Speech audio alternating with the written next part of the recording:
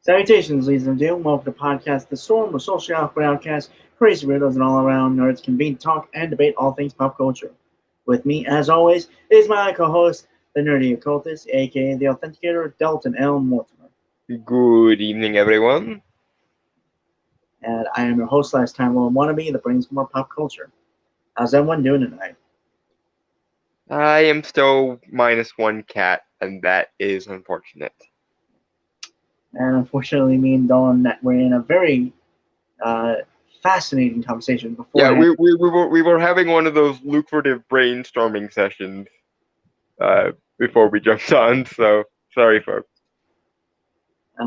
Anyway, yeah. So we got a few things to cover. Hello, Dream Girl Witch, which I assume is Witch from last week. I'm assuming she's experimenting with her name in some sense. Right. So yeah. So we have a few things. We are going to cover the things we couldn't cover last week. But I do want to get some of the things that we could get through probably a lot quicker and newer stuff. Yeah, and then we shall tackle the timeline that is the Ezra Miller situation. But after we deal with that other one, the second one. So yeah, the first one is some Dawn sent me, right? You sent me this? I believe so. Yeah, the Yahoo one. Yeah, the She-Hulk thing. Yeah, that was mine. Mm-hmm. Yeah. Sorry. She-Hulk, Attorney at Law is Marvel trash at its most offensive. It's written by Coleman Spield. And I said a name wrong. I'm so sorry. It's published August 17th, 2022. Okay, so full disclosure, I haven't seen She-Hulk yet. Kind of didn't really plan to, just because like everything we had seen in terms of advertisement. Yeah. It was not doing the job of selling things. Yeah, it didn't really sell me. Hello, Ed Brewer. Good to see you too. And you like DC? We like both of the main comic book companies, which it's just a matter of DC and Marvel are both shooting the proverbial bed at the moment, so they are within our purview to bitch slap repeatedly. I mean, to be fair, I grew up with DC more, so I have somewhat of a bias. But in terms of this, I'm actually pretty unbiased when it comes to actually critiquing things. So yeah, I also, if you put a gun to my head, I prefer DC to Marvel because DC has always struck me as the Coke of the comic book brands, whereas Marvel is more Pepsi. And don't get me wrong, when I'm in the right mood, either is okay. But again, if you put a gun, the main problem I have with the Marvel universe is number one, they are always at the forefront of edgy teenagedom, or at least they were when I was growing up. And two, they're always more grounded than DC. Where there's an old phrase going around that describes Marvel and DC, and it, in my opinion, describes them perfectly. Marvel is men trying to be gods. DC is gods trying to be men.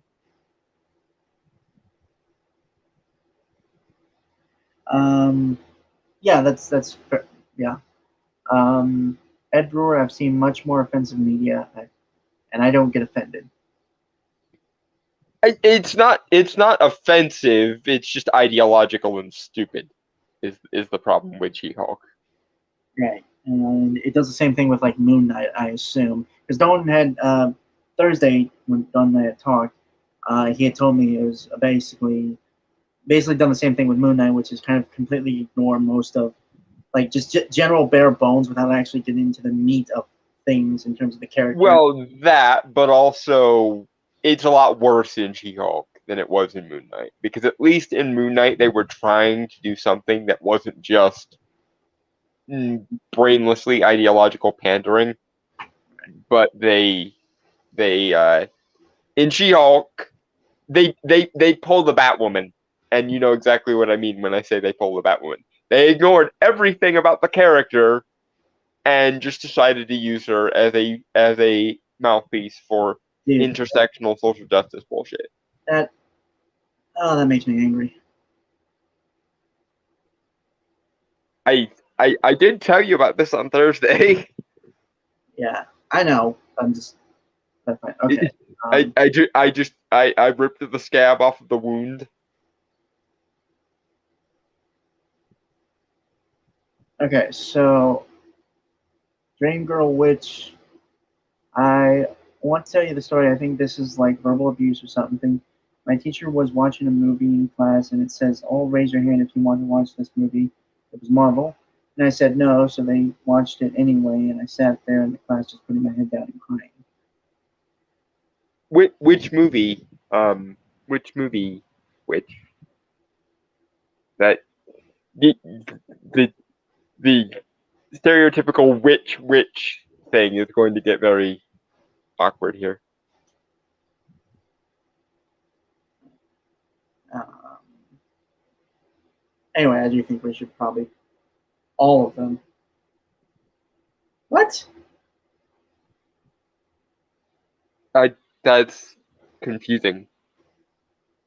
You were telling the story, and presumably it meant a specific one. I I very much doubt they were trying to watch all of the Marvel movies in a single sitting. Because that is a thing you could do hypothetically, but it's going to take longer than watching Lord of the Rings. I remember. I remember like before Infinity War came out, was an Endgame. There were movie theaters doing like a marathon, like all the movies, which would take like up to like a couple days, I think. I think it was Endgame that they did the Marvel movie marathon. yeah, all three phases. That just sounds exhausting. I mean, in my the problem in my head is that you guys know me. I prefer weird shit, cosmic shit, trippy shit, metaphysical shit, and so on. Stuff that actually leans into the weirder part of comics. And my biggest problem with especially the early phases of Marvel is everything is too goddamn grounded. I fucking hate groundedness for groundedness sake bullshit. So that's the main reason why I don't revisit the early Marvel movies very often, is because in my mind it didn't really get interesting until they surprised everyone by doing Guardians of the Galaxy. Guardians of the Galaxy was the moment where I was like, okay, so you're not just doing all the normie ones over and over and over again. You are actually going to get into the weirder ones. Cool. Okay, so Dream Girl Witch. It felt like all of them I meant to say, but anyway, continue reading the article. Sorry. No, you're good. Yeah, anyway, article. Yeah, we're already at 10 minutes. Ye gods, we're going to be here forever. Yeah. This is a 9-minute read. They literally said that earlier, so. Okay, think back to the worst, most haphazardly made monetary glue trap you saw that also cost hundreds of millions of dollars to produce. Chances are you're landing on something in the Marvel Cinematic Universe. Actually, no. My brain immediately went to BVS, and then again to the upcoming Rings of Power show for Amazon, because that apparently cost $500 million to produce, and it looks like absolute shit. I mean, yeah, BBS was kind of my go-to too, or the 2017 Justice League movie. I mean, Endgame wasn't particularly good. I'll give you that. Endgame was a massive fuck off disappointment, but I think I've been lucky that I've mainly just gone to movies that I think look really good. You know, like I went to Bullet Train not too long ago. Still recommend that movie, by the way. It's fun. It's a fun movie. Granted, I will probably not be seeing a movie in September because there's nothing of interest to me. October, though, there's a movie in October I really want to see.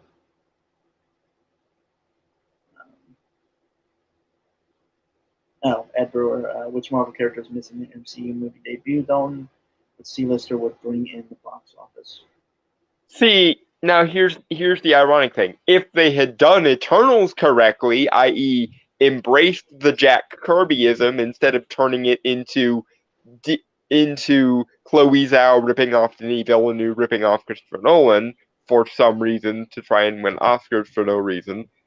If they had actually embraced the comic bookiness like they did with Guardians or Thor Ragnarok or Thor Love and Thunder or like DC did with Suicide Squad 2, then we would be talking about Eternals, because Eternals, if they had done it correctly, would have been awesome.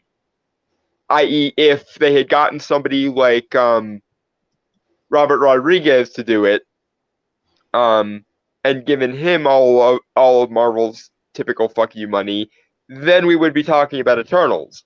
But given that we can't be talking about Eternals because they decided to turn Jack Kirby's most weird and trippy and colorful movie or concept into an Oscar bait movie for some fucking reason, even though 3 times now they've done Jack Kirbyism correctly, and that's not even counting all the times DC did it correctly. But regardless, honestly, I'm waiting for the day when they do a series of Marvel monster movies with people like Werewolf by Night, Into the Living Mummy, Nina Price, The Vampire by Night, The Man Thing, and so on, and then give us a freaking Howling Commandos / Monster Squad movie.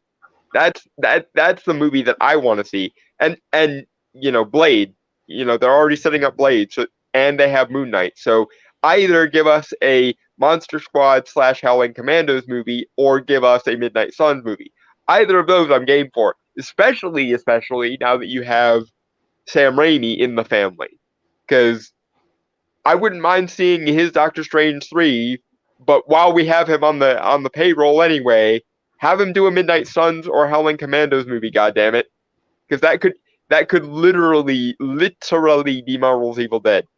Right, so like Guardians, but with Hammer horror vibes. Yeah. So Edinburgh raised up an interesting thing. Isn't it Jack Kirby's birthday today? Yes, it is. He was born August 28th, 1917, and I agree with Ed Brewer. Happy birthday, Jack Kirby. Hail to the king, ladies and gentlemen. Jack Kirby is the king of comics. So hail to the king. We would not be here without you, Jack. Yeah, I'm sorry. I'm sorry they took your most fun, whimsical, cosmic, and metaphysical idea and turned it into overly grounded, colorless Oscar bait trash. Anyway, okay, so moving on. The latest Thor entry was middling. Miss Marvel squandered a promisingly progressive tale. Eternals was a visually bland superhero link-up. It wasn't really superhero. And Black Widow was a confoundingly boring letdown that arrived long after its star hero was already dead. I mean, all of those things were correct, except for I'm not sure progressivism would have helped Miss Marvel.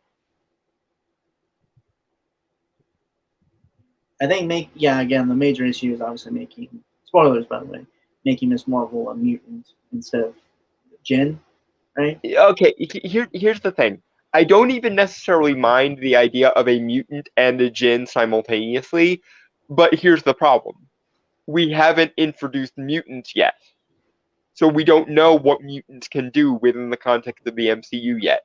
So you really shouldn't make your first mutant in the proper MCU also a Jin, because that leaves us with the question of what parts of her powers are Jin based, especially considering we hadn't been introduced to Jin up until the beginning of Miss Marvel either. What powers of hers are Jin based and what powers of her are mutant based? And more importantly, how does Jinness interact with mutantness and overlap and combine? Like you could do that with Wanda because that actually does leave an opening for you because we already have magic users established. So making her a mutant magic user would allow us to see how mutation interacts with other things. You can't do that with Miss Marvel because up until Miss Marvel opened, we hadn't gotten Jin in the MCU, and given that she was our first Jin in the MCU, now we're left with the question: where does the Jin power stop and the mutant powers begin? Right. Also, she's not a mainline X-Men, which pisses off all the X-Men fans. So nerds. Anyway, Next. yeah, the MCU has garnered a sour reputation for following the same pattern. Films and television shows are announced at flashy conventions, with an increased move toward diversity in stories that will broaden the universe past the thousandth Avengers expansion. Then all of that is almost always sacrificed for the same rote twist and humor tropes. We should be used to this betrayal by now. No, dear. The ideological diversity is very much the problem because you're not putting quality first and tacking on diversity later. You're putting moralistic diversity first and tacking quality on if we can be bothered. So, darling, your moral framework is not the end all and be all of what makes something good. And this is exactly where your brain is getting fried. You think that diversity should make things good.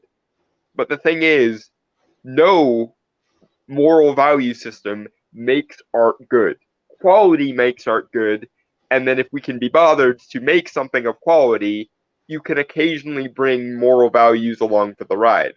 But honestly, I think I speak for everyone when I say if it's a choice of artistic quality or morality, fuck morality.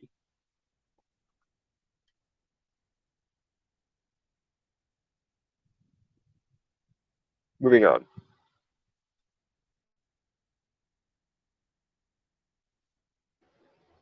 Okay. Still, when it was announced that She-Hulk would be the next hero to enter the MCU, there was an inkling or inking. Inking or inkling? I Yeah. think it is supposed to be. I think it's supposed to be Inkling. They No, just no. might not. I was looking. Yeah, I didn't notice it. I was looking at the screen on the share screen first, instead of the actual tab, so I didn't notice. But yeah, it is Inkling. Like it's actually spelled correctly. I didn't. Okay. Okay. So that's fine. Yeah. Inkling of Prom. Let me start over. Still, when it was announced that She-Hulk would be the next hero to enter the MCU, there was an inkling of promise. She-Hulk is inherently silly, as is any superhero that has a hyphen in their name. What? Fuck you. What the fuck does that mean? She means that No, I think she's. I don't think it's a she. Honestly, I don't even know. Like the name is.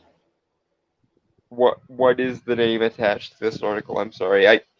I assumed from the way the sentences were framed that it was a woman, but Coleman Spield, I think is how you say the name. okay, so it is a dude. I mean, and this is hard.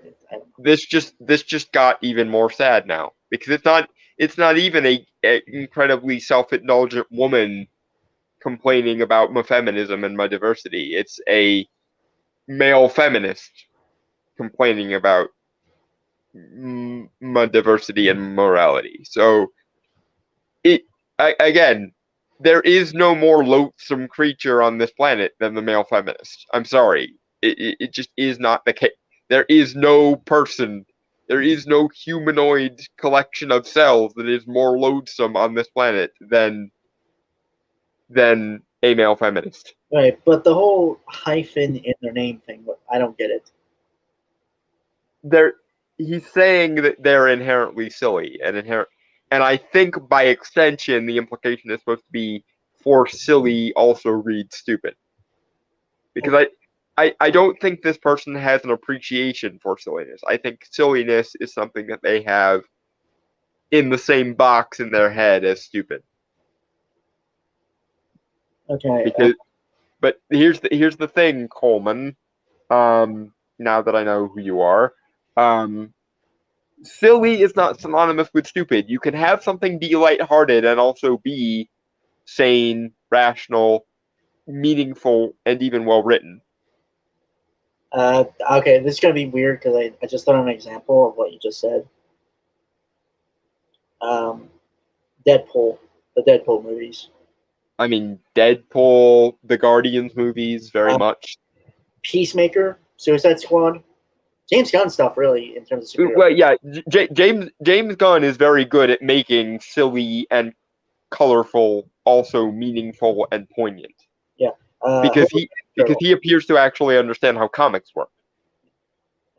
Giant Turtle says hello, by the way. Hello, Dragon Turtle.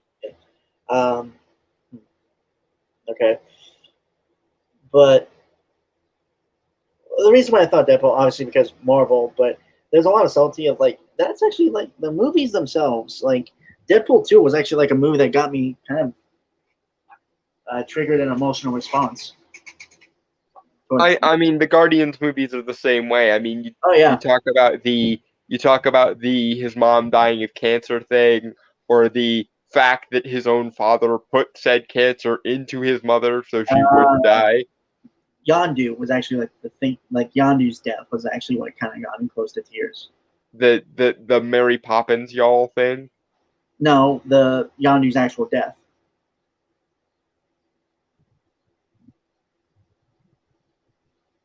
Yeah, that was like 5 seconds after. No, it wasn't. It was like a couple minutes before.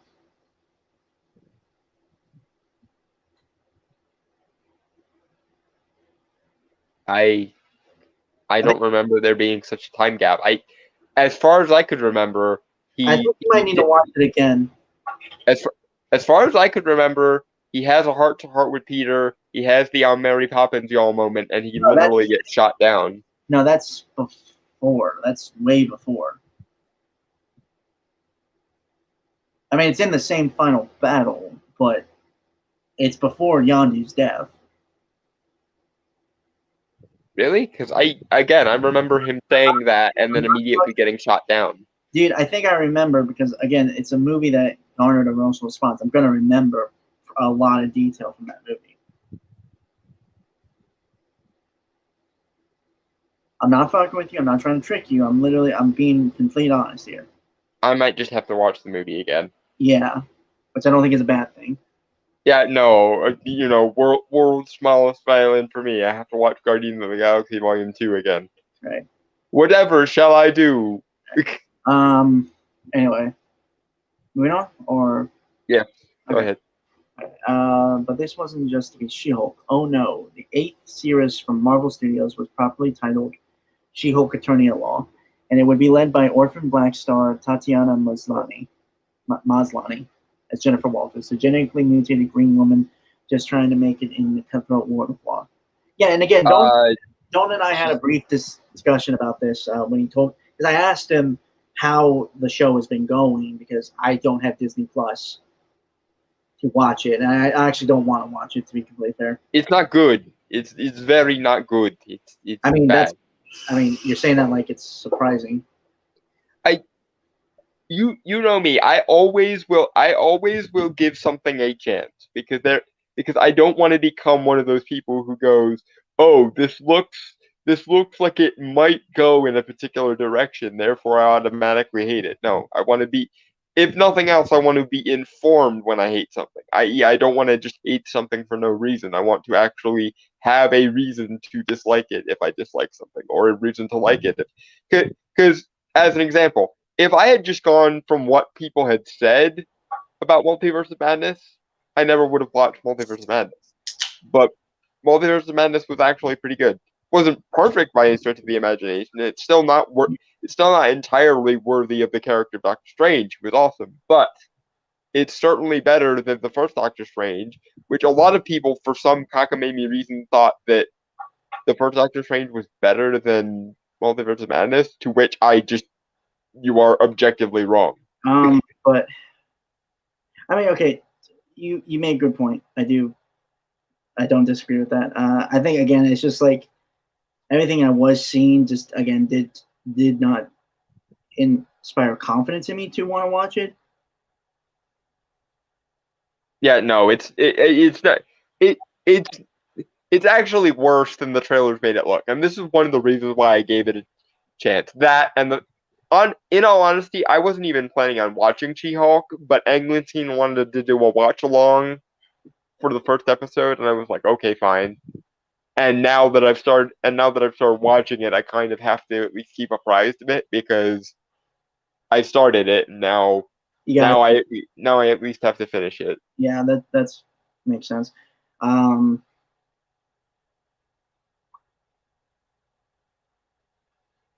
mean, again, I don't really have anything to say, to be honest. So, moving on. I see the comments. I do want to get through a little more. Yeah, we again we try to keep a beginning, middle, and end thing with regards to comments instituted, so that we address the comments when we get to at the beginning of articles, in the middle of articles, and then at the end of articles is when we try to address the comments. Anyway, moving on. Just by concept alone, this was a chance for Marvel to lean into the campiness that's always lingering on the fringes of everything they do. An opportunity to actually surprise us with an appropriately cartoonish superhero outing. See that? I mean, like they do a bit. Huh? That sounds a bit condescending. Yeah, it's not like Marvel refuses to address the campiness. Again, they've done two Kirby-esque Thor movies now and two Guardians movies. Also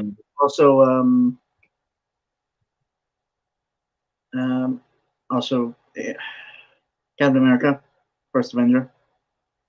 Well, that would I wouldn't call that campy. I'd call that pulpy because it was very much like an action adventure pulp. But yeah, in the same vein. It does have camp in it though. Again, it's very much an action adventure pulp. It's a lot like The Rocketeer because the person who made The Rocketeer actually made it, but that's neither here nor there. Okay, what about Avengers then? Because I think that's kind of camp, right? The first Avengers movie especially was very, very comic booky and very campy. So it's not like Marvel is ashamed of camp. In fact, recently they seem to have forgotten that even campiness requires quality, and that's part of the reason why Love and Thunder wasn't quite as good as Ragnarok, even though it definitely had the potential to be. But why She-Hulk in particular is floundering because they're trying to make it self-aware and campy, but the only subject for humor they can think of is feminist talking points. Or just like really, what's the word?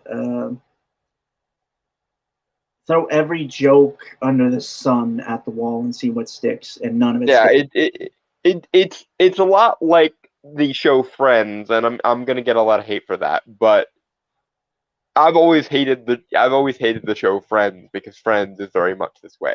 I always preferred Seinfeld and Frasier to Friends. but that's just me.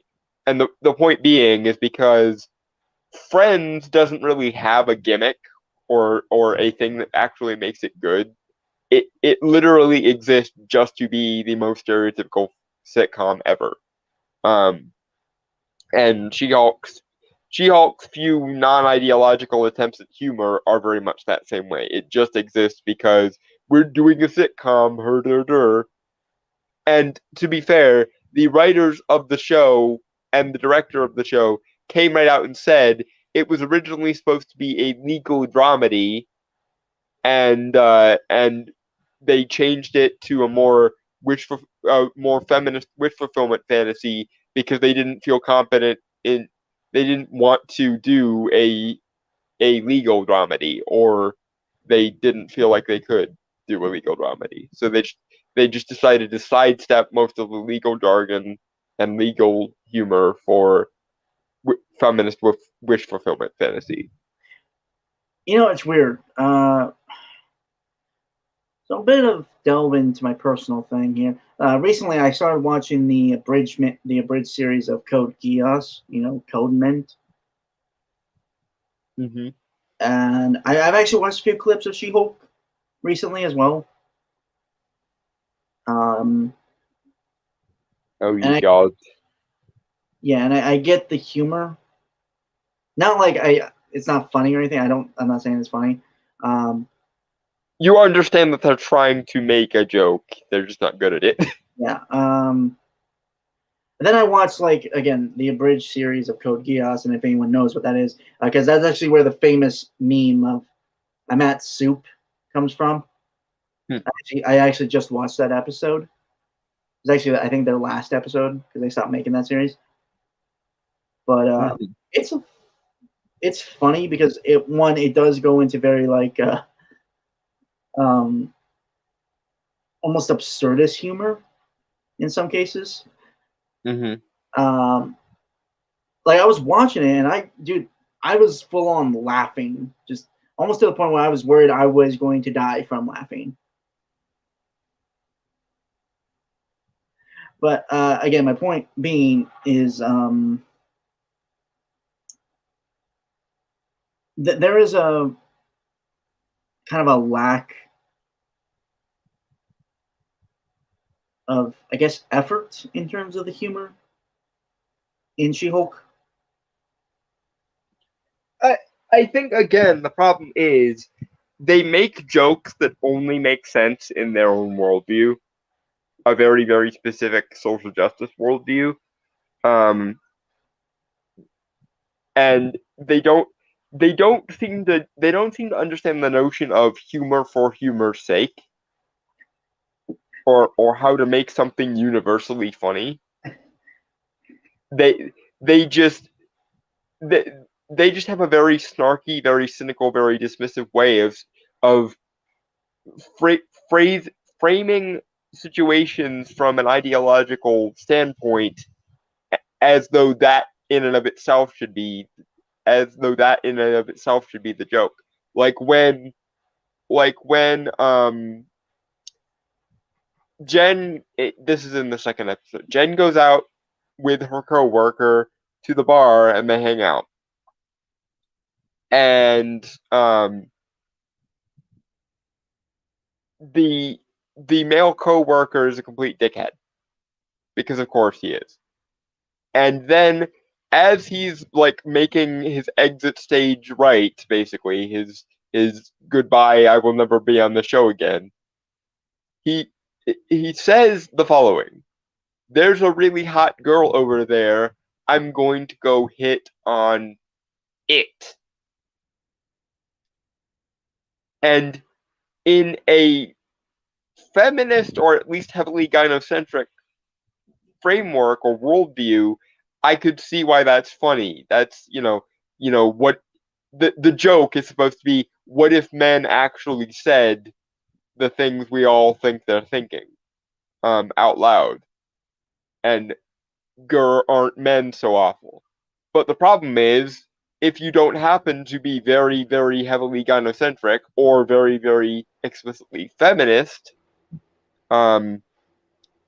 that's not a funny joke because it's snarky and dismissive and kind of misanthropic, just on the face of it.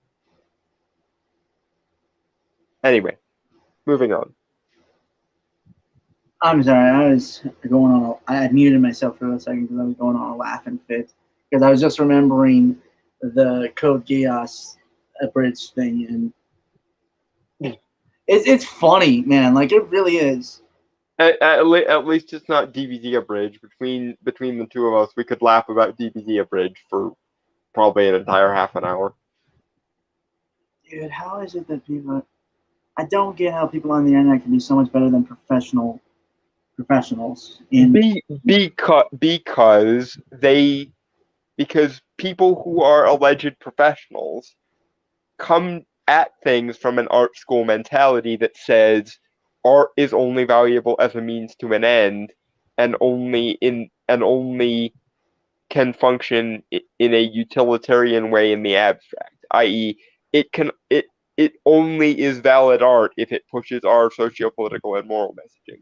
Whereas people on the internet, just doing people on the internet things, understand that characters are valuable because they're functionally people. And worlds are valuable because they functionally make sense or have meaning in and of themselves. That's one of the things that makes DBZ Abridged, for example, so much better even than most dubs of DBZ, which is it allows the characters to function as people and have organic responses to things that are universally both relatable, engaging, interesting, and compelling. Whereas in the elite academia sphere that informs most of professional art these days, it's only valid if it has an ideological talking point somewhere in the vicinity of it or allows us to push said ideological talking point. They've completely forgotten what it's like to actually function as people. I.e., when all is said and done, when you put the ideology away, just acting like a human goddamn being. And that's because they don't seem to know how to put the ideology away anymore. Right. All right. Read a little bit more, and then we'll get to the comments. Mm-hmm. This is why it stings so acutely, seeing that once again, She-Hulk's potential is entirely wasted. I mean, not wrong.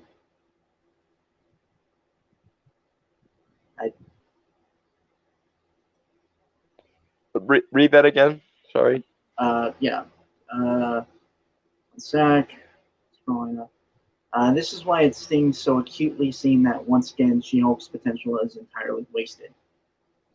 No, I got nothing to say. Yeah, no, that is a true statement, but I think what Coleman defines as its potential is very different from what we define as its potential, because he keeps framing diversity as a more at capital D diversity as a moral good that inherently is worth pandering to. We, I think, would probably try to come at it in a more universalist way of, i.e., translate what made the comics good, which was Jen behaving like a human being for the most part, into the show. Anyway, moving on.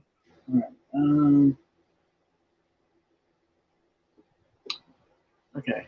The show's protagonist is undeniably strong, which is proven immediately as the series opens, showing Maslany as Jennifer Walters trying a case in court.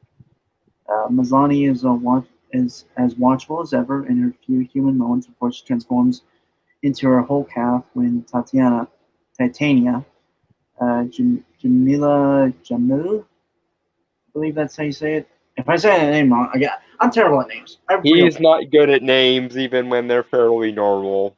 Folks, don't take it seriously, or don't take it personally. Rather, take it seriously, but don't take it personally. I guess.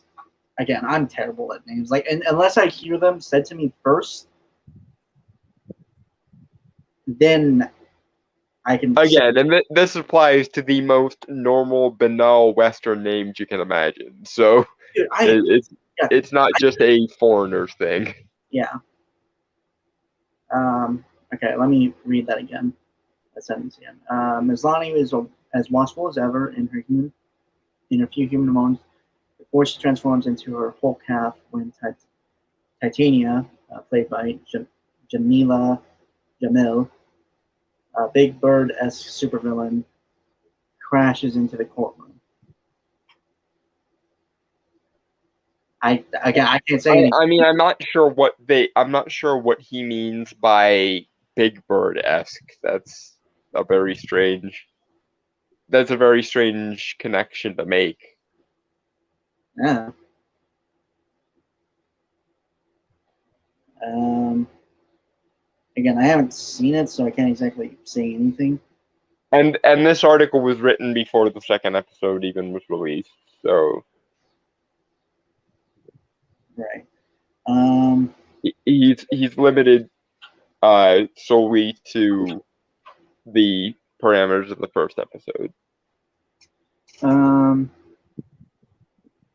Okay. One more paragraph, and then I'll get to all the comments. So we got a lot. Mm-hmm. Okay. Do the thing. Jennifer's paralegal best friend Ginger begs her. Suddenly, Jennifer is a 6'7" green mutation who can no longer fit into her smart blazer and sensible pumps. I mean, it's a Hulk. Bruce can barely do that. Like, I think he has to have custom made clothes, right?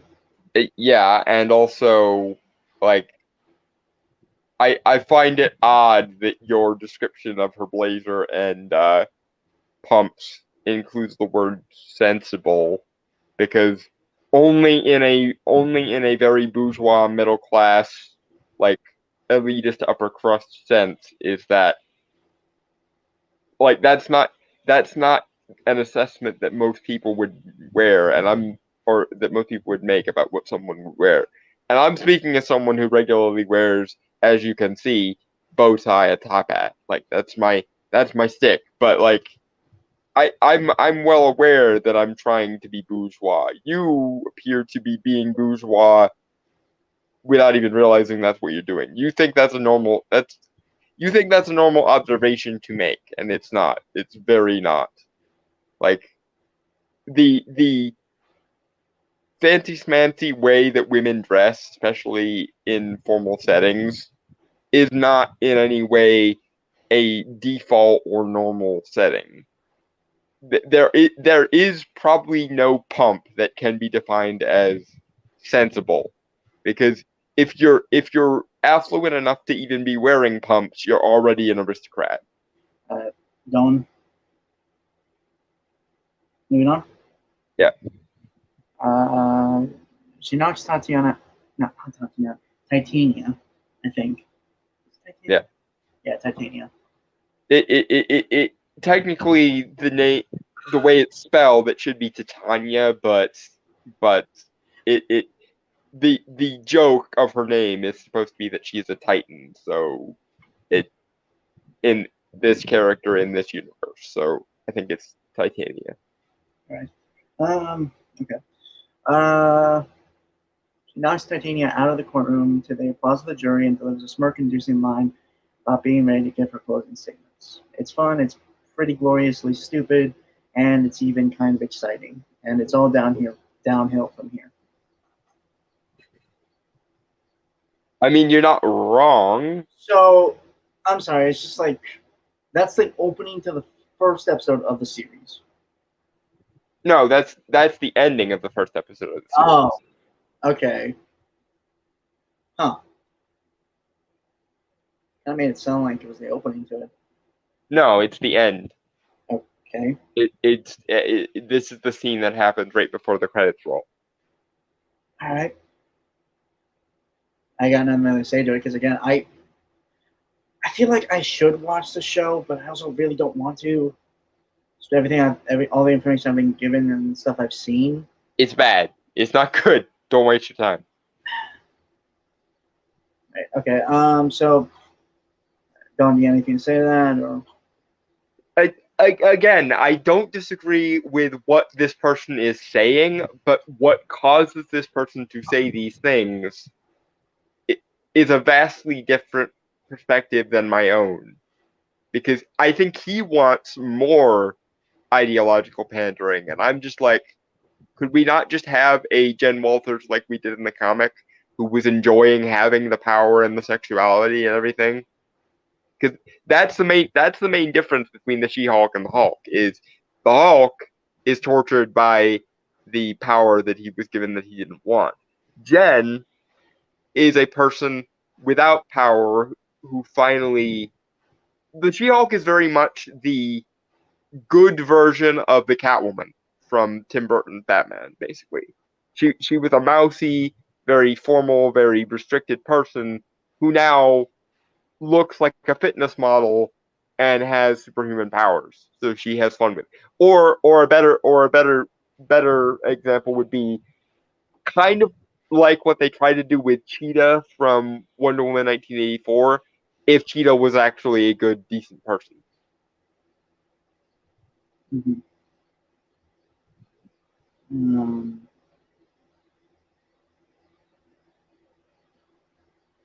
right. Okay. So comments. You guys keep posting more. Okay. There's so much to address here.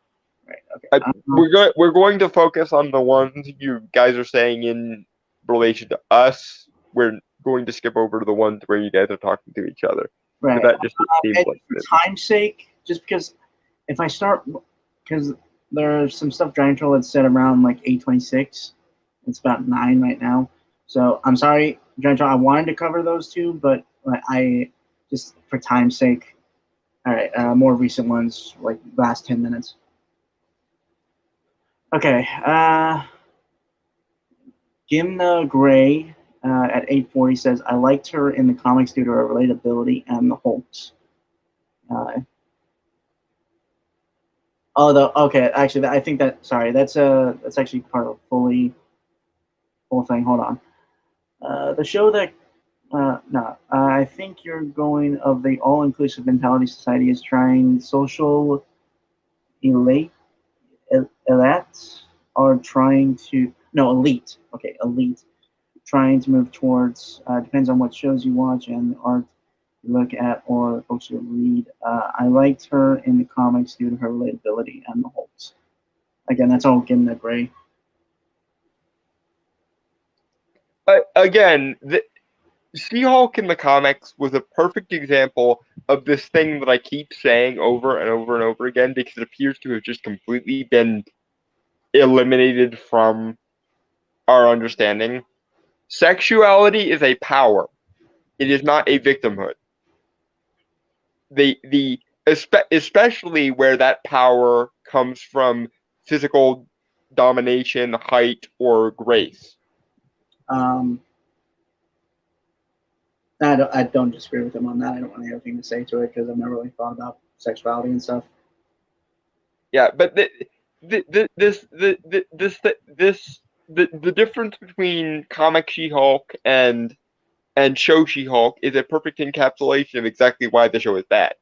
Instead of making Jen a humble but um but limited person who now finds herself with the ability to do basically anything that she could ever imagine doing, it or it's okay. I'm gonna be my stereotypically gay self for a second here. Um, if you guys have ever seen the movie She's All That, um, No. there's a movie that it's a movie about two jocks make a bet that one of them can take anyone from the student body and make them attractive. And of course, Is that a movie that's constantly parodied? yes, it is. You probably have seen a parody of it in the movie Not Another Teen Movie. Never actually. But but anyway, so long story short, the guy his friend wants to win the bet obviously, so he picks the most frumpish, nerdy dowdy girl he can find, which of course by actual attractiveness standards is not particularly unattractive, but movie. And in the course of making her more of a social butterfly and making her more attractive, the main jock character actually finds that he likes her, and they fall in love, and 90s rom com as you do. Um, it's very much the same way. You have a very bookish, very reserved, very tight together person. Essentially, the class like wallflower or the class nerd suddenly finds herself with a body that would make all her mean girl cheerleader haters from high school feel ashamed of themselves, and she kind of finds herself loving it. To the point that at one point early in the comics, Don't. Bruce Banner feels very, very bad about making her the She-Hulk, and She-Hulk just straight up tells him, "Are you kidding? I'm on cloud nine." Right. Whereas Don't. the show doesn't see her transformation as in any way empowering or liberating or sexually gratifying or what have you. It sees it as a burden, and her power, quote unquote, comes from being a feminist ideological stand-in, wherein she can fight back against all of the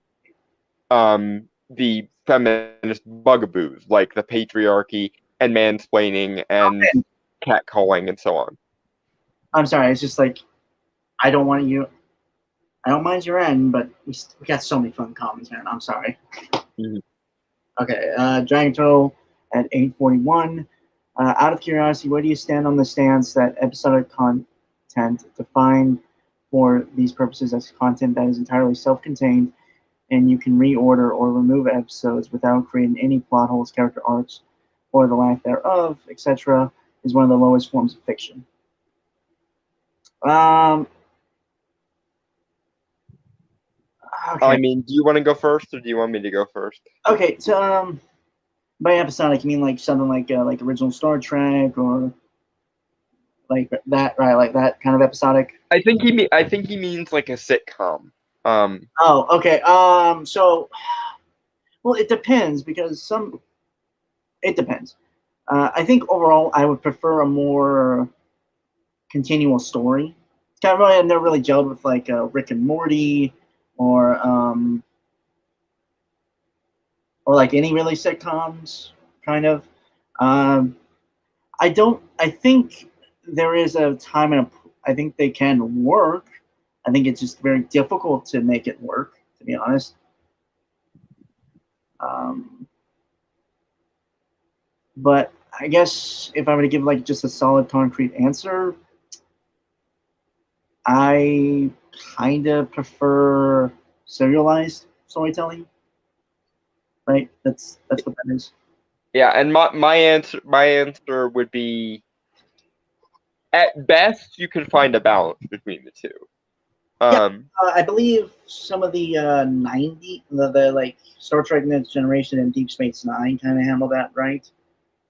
Yeah, you can do, especially if the world and the characters that are in it are well constructed and meaningful enough. You can do a how does this character just randomly go about an average day? In fact, some of the um, speaking of Star Trek: The Next Generation, one of my favorite episodes of Star Trek: The Next Generation is an episode called Data's Day, where we see an average day on the Enterprise told through the perspective and the diary or the journal entries of Lieutenant Commander Data.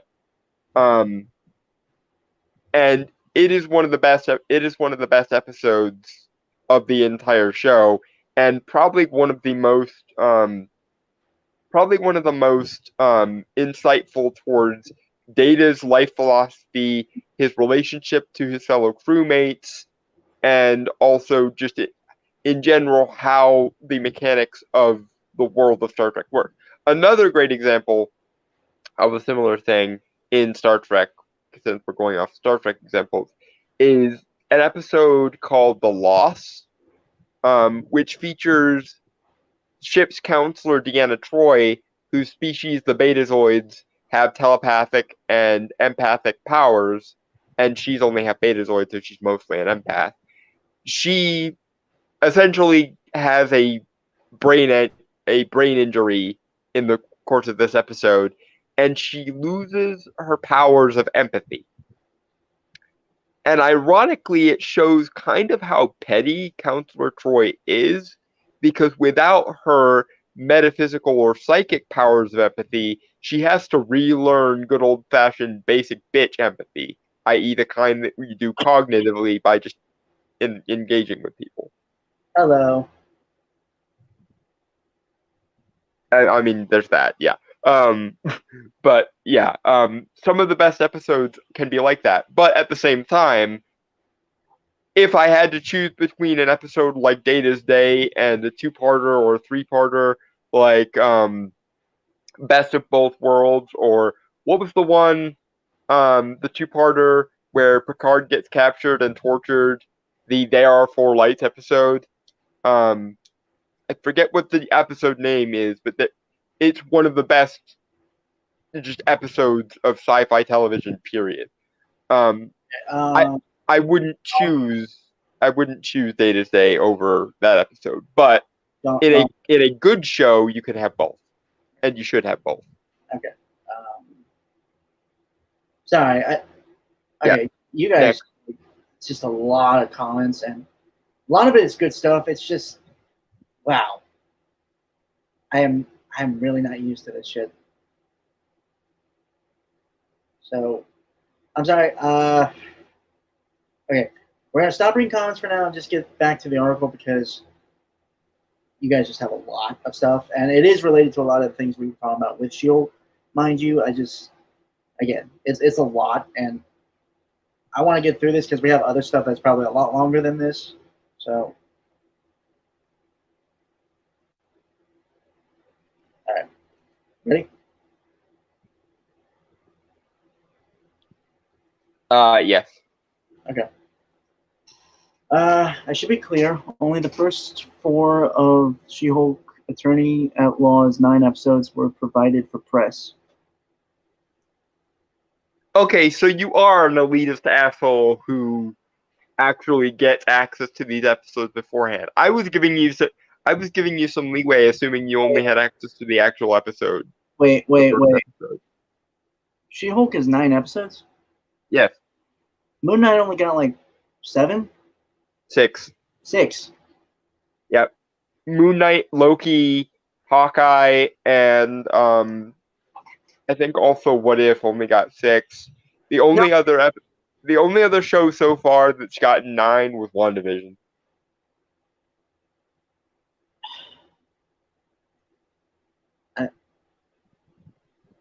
It's not even like I'm angry that She-Hulk has 9 episodes. It's just that gives more time to breathe. Yeah. Of all the shows you could have used to, create an interesting world, elaborate on character growth, elaborate on world building, elaborate on where this fits in the overall MCU, you didn't give it to Loki, the incredibly necessary multiverse thing. You didn't give it to Moon Knight, which was the first establishment of gods proper in the MCU, really. You gave it to She-Hulk, the incredibly cringy, overly ideological feminist pandering show. Priorities. Or, okay. So I'm of 2 minds in terms of episode listings for shows. Specifically with Marvel here, I kind of feel like it should just be mandatory that you just give each show the same number. Yeah, just give everybody 9. That gives plenty of stories to work with. And hell, if Miss Marvel truly is our first introduction to mutants, and also Jin, shouldn't that aspect of world building have gotten more play? Question mark. Or that's kind of my whole thing because I've actually done this for something I'm working on myself. Um, is make the number of episodes acquired like make a number of episodes necessary for the story you're telling. That's why like some seasons of this story of this like show I'm working on in terms of a series Bible. One season has 15, another has 7, and so on. You know. Yeah, and I'm of the mindset that all of this is still too short. Like I'm of the old school mindset that says 13 episodes is half of a season. A proper show has like 22 to 23 episodes. How long is each episode? That's also a factor. Well, yeah, that also depends. But generally speaking, any show that's worth having a show is 13 episodes minimum. Better if they're a 2 arc season where it's like again 22 to 23 episodes a season. But that's just me being old school. And honestly, animated shows in particular can usually get away with having more episodes per season than that. Anyway, anyway, that was a whole tangent there. Anyway, Yeah, next.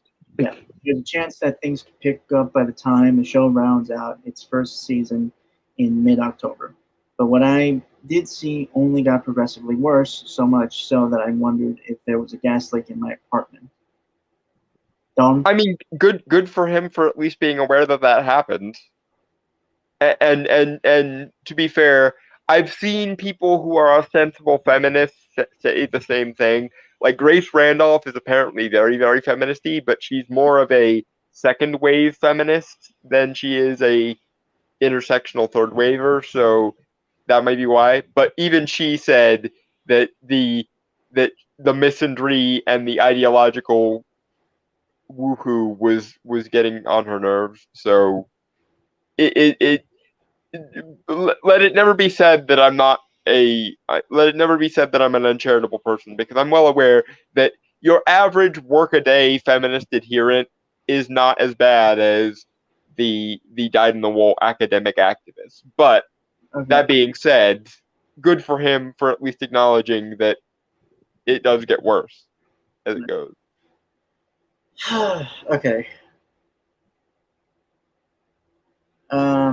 Okay, so I'm just. No, we are not suppressing you, Dragon Turtle. It's just literally you guys have said so much. Yeah, we have time. We have time issues here. Is that because Yeah. we keep in mind, guys, that we try to keep the number of stories that we cover in a given show between like 3 and 6. So normally we cluster somewhere around 4. We try to keep it like if we have 4 is usually enough. Yeah. But so we have things to get through here. That's just the thing.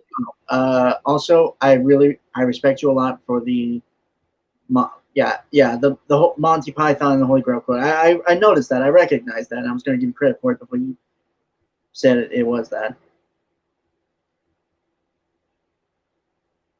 It's been a while since I've seen Monty Python and the Holy Grail. Revisiting Monty Python just in general is a necessary thing that you have to do every once in a while, just to remind yourself why to have faith in humanity. I think it was like 2 years ago, like at the beginning of 2020 is when I first saw Monty Python and the Holy Grail. Oh dear, you are late. You are late to this particular party, sir. I mean, I've seen clips of things, obviously. I'm just like, I actually sat down and watched the whole movie of Monty Python. I also saw Life of Brian as well when it was on Netflix. Once again, you've reminded me that it is my job as your friend to make sure that you see some of the necessary, like, surrendering your geek card sort of shows and movies and stuff. You guys forget that I'm like the youngest guy here. Yeah, I know, but age doesn't really have much to do with it because I was born in 1995 after most of the meaningful things in pop culture had already happened, and I still went out of my way and looked up these things because it was Yeah, well, it was I also have necessary a shit. busy life. Okay, I have a busy life, so those are kind of And important. again, this is why it's my job as your friend to occasionally just tie you to a chair and force feed you nerd shit. Anyway, I really want to read like some of the other stuff they had said, but god damn it. All right. Anyway, but back to this, just because again, I want to get through this really quick. Like, I don't want to spend another hour on this. Yeah. Um, Moving along. After a dragging but necessary amount of flashback exposition that finds Jennifer and her cousin Bruce Banner in Mexico trying to ascertain the level of Jennifer's newfound powers. Hulk ability is apparently a blood-borne genetic disease. Who knew? They changed that? Yeah, they're, and I hate this, but they might be leaning on making Bruce a mutant too. Which, to, which to be fair, I wouldn't hate in and of itself because let's be entirely real here. You have to have some kind of genetic abnormality to even process gamma radiation the way the Hulks do, because gamma radiation is the kind of shit that you get from supernovas, i.e., it will kill basically any organic matter unless it is a very specific kind of organic matter that is specifically designed to process that kind of energy. That's Um, okay. That's fair, but it would. I'm just saying, like yeah, with Miss Marvel, it would seem like it just came out of nowhere. You know?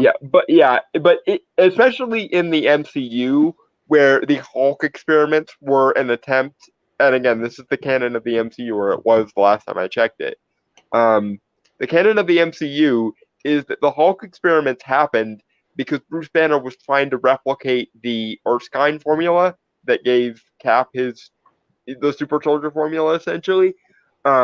And he thought gamma radiation was one of the things that made the super soldier serum stable. So that's why he dosed himself. Uh, But yeah, the genetic abnormality thing makes sense on paper, but it doesn't make sense in the canon of the MCU is the problem. okay. Dragon Troll says Marvel. Nope. Marvel has decreed that gamma radiation is somehow linked to hell. Is that the comics or MCU?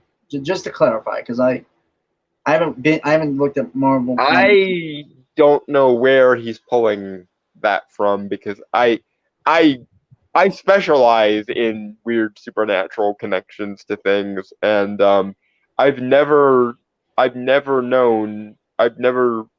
been familiar with the fact that gamma radiation is somehow tied to hell.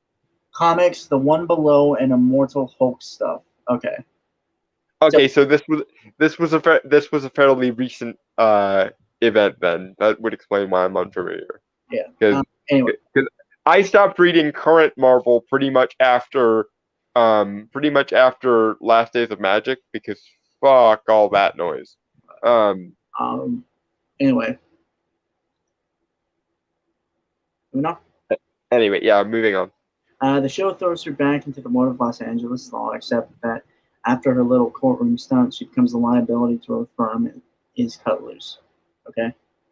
Which to their credit makes sense and is an actual thing that they would be worried about, because if you save the life of a jury, you've biased the jury irreversibly, and that means that they're going to automatically side with you, which means it would be it would be automatic like mistrial fodder, Yeah. because Um, you can't bias the jury, you can't bias the judge, and you can't bias the witnesses. It's basic legal 101 shit. mhm. Which is why I know anything about it, because law is not my particular area of expertise. Oh, However, I Mortal. know basic shit. So I don't. I don't think you know much about mortal law, but supernatural law probably. I mean, okay, in the like annals of like supernatural contract law and how it might be related in some way to medieval law, sure. Like I'm better at law history than I am at like normal everyday like governmental law. But I also, because my grandmother was a massive fan of Judge Judy, have binge watched a lot of court shows over the years. So I know like the basic gist of shit. Also, I've read several books on criminal psychology and or psychoanalysis, so I've kind of gotten some experience from that. And also, there is like a subvariant of philosophy that is specifically like philosophy and the law or legal philosophy. So I I know a lot of little bits and pieces around the legal profession. I'm not in any sense a paralegal or someone you'd want to get legal advice from. Um, Right. I just happen to know more than your average Joe Smo, just because I'm weird and nerdy about things. Okay. Not long after she's fired, she's approached to become an attorney for a firm that only defends supervillains. Left with what I'd assumed to be thousands of dollars in law school debt. That's never mentioned. I'm just trying to add the color to her character that the writers forgot to. And Well, because it's not really a character thing. It's something that lawyers have to deal with, but it's not. It doesn't need to be brought into the logic of the show. Is the thing. I And mean, I understand that that's fairly basic pedantry, so I'm not going to harp on it too much. Also, it's never said that the law firm defends only supervillains. That is something I will catch him out on because yes, while I'm sure villains probably get defended more often than heroes, judging from even just the logic of the in-universe Sokovia Accords, heroes have a lot to answer for too, with regards to things like property damage, endangerment, and of course, anyone who's ever seen The Incredibles knows the legal vagaries of being a vigilante, especially a superpowered one. Because let's say you save someone jumping off a bridge because you think they fell, and it turns out that they were trying to commit suicide. Oops. anyway, and thrust into the spotlight overnight after news of her Hope status broke, Jennifer reluctantly agrees to the job.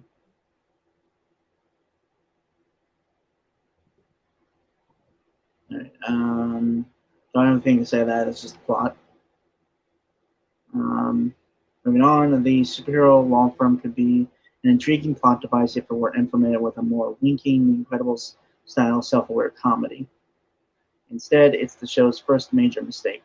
The firm acts as the series' catalyst for endless obnoxious cameo appearances by a slew of forgotten or never before seen villains from Marvel's past. Okay, that's okay. That's Half of that is fair. Why the fuck should there being a superhero law firm be treated like a wink and a nod thing? It is a thing that would exist in such a universe. the And you weirdest thing I've had. That's kind of honestly become my biggest issue with. I'm sorry for cutting you off, Don, but that's kind of been my biggest issue with the MCU is that they establish interesting ideas, but they never explore. they don't do anything with them. Yeah, they don't explore like the world building that they've set up. And also your Coleman, your implication that the scene from Incredibles is supposed to be seen as tongue in cheek is just actually factually wrong.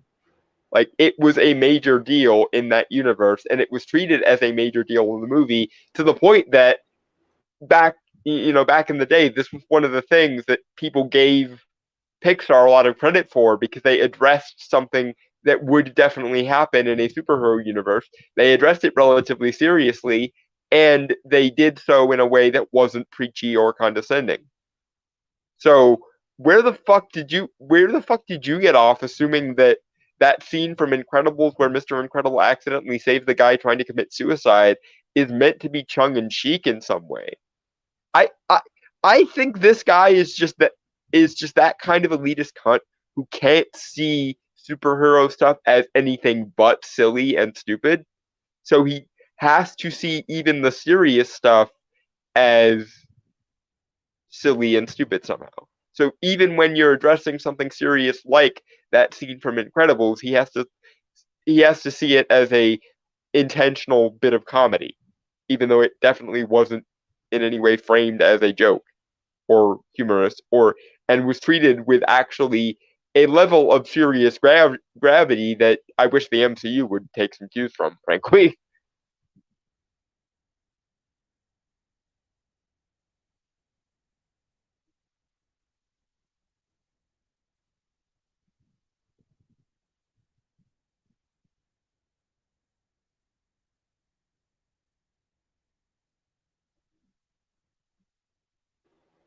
Sorry, I had to uh, throw something away. So Yeah. yeah, But moving on. yeah. Okay. As series goes on, it feels more and more like Jennifer Walters is being used as a stiff prop for the villains to act around. Uh, the boring B plot supersedes She-Hulk, the one whose name is on the title card. I mean, again, that does tend to happen on a lot of these shows. I mean, yes, but I'm gonna once again have to halt the proceedings here for a second because in my experience of having seen the first two episodes, that is objectively false. Because the biggest problem of She-Hulk so far is we the viewers would rather be watching the legal drama and the legal proceedings, and yet the legal drama and the legal proceedings are basically treated like window dressing to Jen's wish fulfillment story. So I don't know where he's getting off with this. Maybe there's something. Maybe there's a massive change in episodes 3 and 4 that I don't see. But under the auspices that he's bullshitting, because it seems one way or the other like he's bullshitting. I think he wants this show to be focused entirely on Jen and hang the legal proceedings entirely. I think he has an issue. It very much seems like he has an issue with anything in any superhero universe being remotely taken seriously. And so the fact that Jen actually has to be a lawyer from time to time is pissing him off. Even though the thing that's pissing me off generally is the fact that I would rather the humor take place alongside the legal stuff, kind of like Ally McBeal or Legally Blonde, rather than, or even, this is going to be a weird poll, but if anyone has ever seen the movie, the um, animated Christmas movie, Grandma Got Run Over by a Reindeer, there's a fair amount of actual legal shit in that movie, and I kind of love it for that. But there was also plenty of humor alongside the legal shenanigans. Um, Um, with that. okay, so a few things just got said. Okay, Emperor, this is a swipe at people that say merit-based. Jen has merit but still can't get a job. No, I think you might be over. You might be reading a little bit too much into it there, Ed. Um, I the main reason she can't get a job is because she biased the jury by saving their lives, and now no law firm wants to deal with the fact that if they put a foot wrong with Jennifer Walters, they have to deal with She-Hulk, and or they might also worry about her possibly biasing other juries, either by saving their lives in some way, by using her powers as an unnecessary disadvantage, or rather by an unnecessary advantage, or simply by sheer fact of fame. Um, because if everyone is fanboying or fangirling about the She-Hulk, they're not going to be able to take the legal proceedings part seriously. I think that's the main reason why she can't get a job. I don't think the writers are trying to get a dig at the merit-based thing. In fact, I think what this is your standard feminist argument of women be dealing with discrimination and a glass ceiling more than men do. I don't Right. I don't think the writers are even trying to go ideologically in the realm of merit doesn't exist or merit doesn't real. They're going in the standard feminist ideological route of women has the merits by default and men just be patriarchal and dirt. Right. Okay. The Giant Troll said, the people who say anything fantastical So anything not realistic or hard historical realism, which is mocked anyway, is just ridiculous and thus only to be mocked or done ironically. Yeah, it seems like Coleman here is one of those guys to the point that he will project humor and silliness onto things that don't have it, like that one scene in Incredibles that was played fairly seriously. Okay.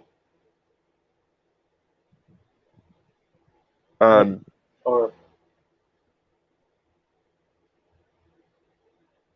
moving on, or Yes, moving forward. Go on.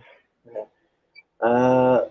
At one point, Jennifer attempts to call attention to that using one of the show's glaring mistakes, fourth wall breaking asides. I hope you don't think this is one of those cameo week type shows, she says to the camera in the third episode. Just remember whose show this really is. Honestly, I was starting to lose track. Okay. So once again, we are apparently arguing with a straight up ideologue because this show could not be any more Jennifer Walters focused or ideological if it tried, and he wants there to be more focus on Jennifer Walters. Also, fuck you. The fourth wall breaks are a necessary part of She-Hulk, and the fact that you think they're a mistake rather than what the show should be leaning into means you are either an elitist twat or a moron. And if I'm being entirely honest with you, my money would be on a little bit of column A, a little bit of column B. You are an elitist twat and a moron.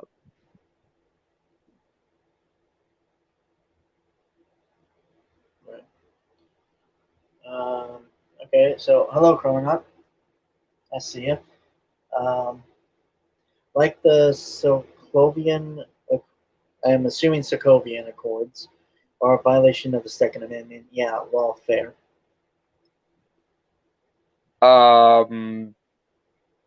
No, I don't know where you're getting that, Chrono. Where the hell of all the problems with the Sokovia Accords, it does not violate the Second Amendment at all. To be fair, it's not even like American law. It's actually Yeah, it's a UN stipulation. But point being, that's more in the you could I guess make an argument for Tony because his powers actually come from actual weapons, but most of the members of the MCU are metahumans, magic users, which to be fair aren't even included on the Sokovia Accords. People with hand-to-hand combat abilities, or aliens, gods, and other like extra-dimensional species. So there's and I'll actually bat for the Sokovia Accords with regards to Tony because it's not just um ordinary weapons that he's using. It's highly high grade like military caliber weapons that he and also he made of his with his own two hands, so it's not like it's compliant with any particular regulations of this. So yeah, no, I of all the problems that you can make with the Sokovia Accords, the violation of the Second Amendment is not one of them. I think there's like a lawyer on YouTube who actually broke down the Sokovia Accords. I haven't seen that video. I mean, I've seen it around, but I haven't like actually watched it.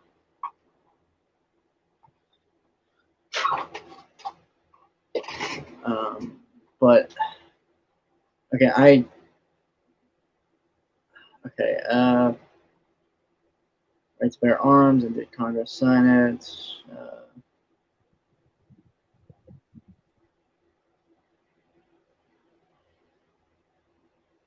So hello, Jonah Arts.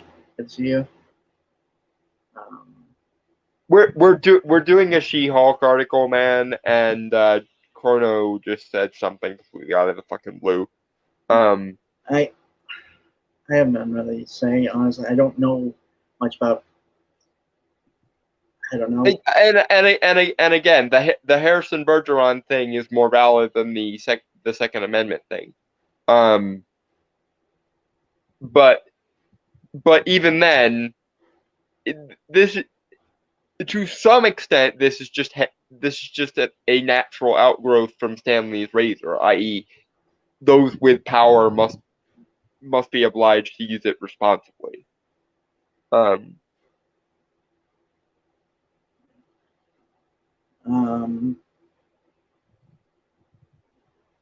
and again, I find myself in a weird place of having to defend the Sokovia Accords, which I don't even believe in.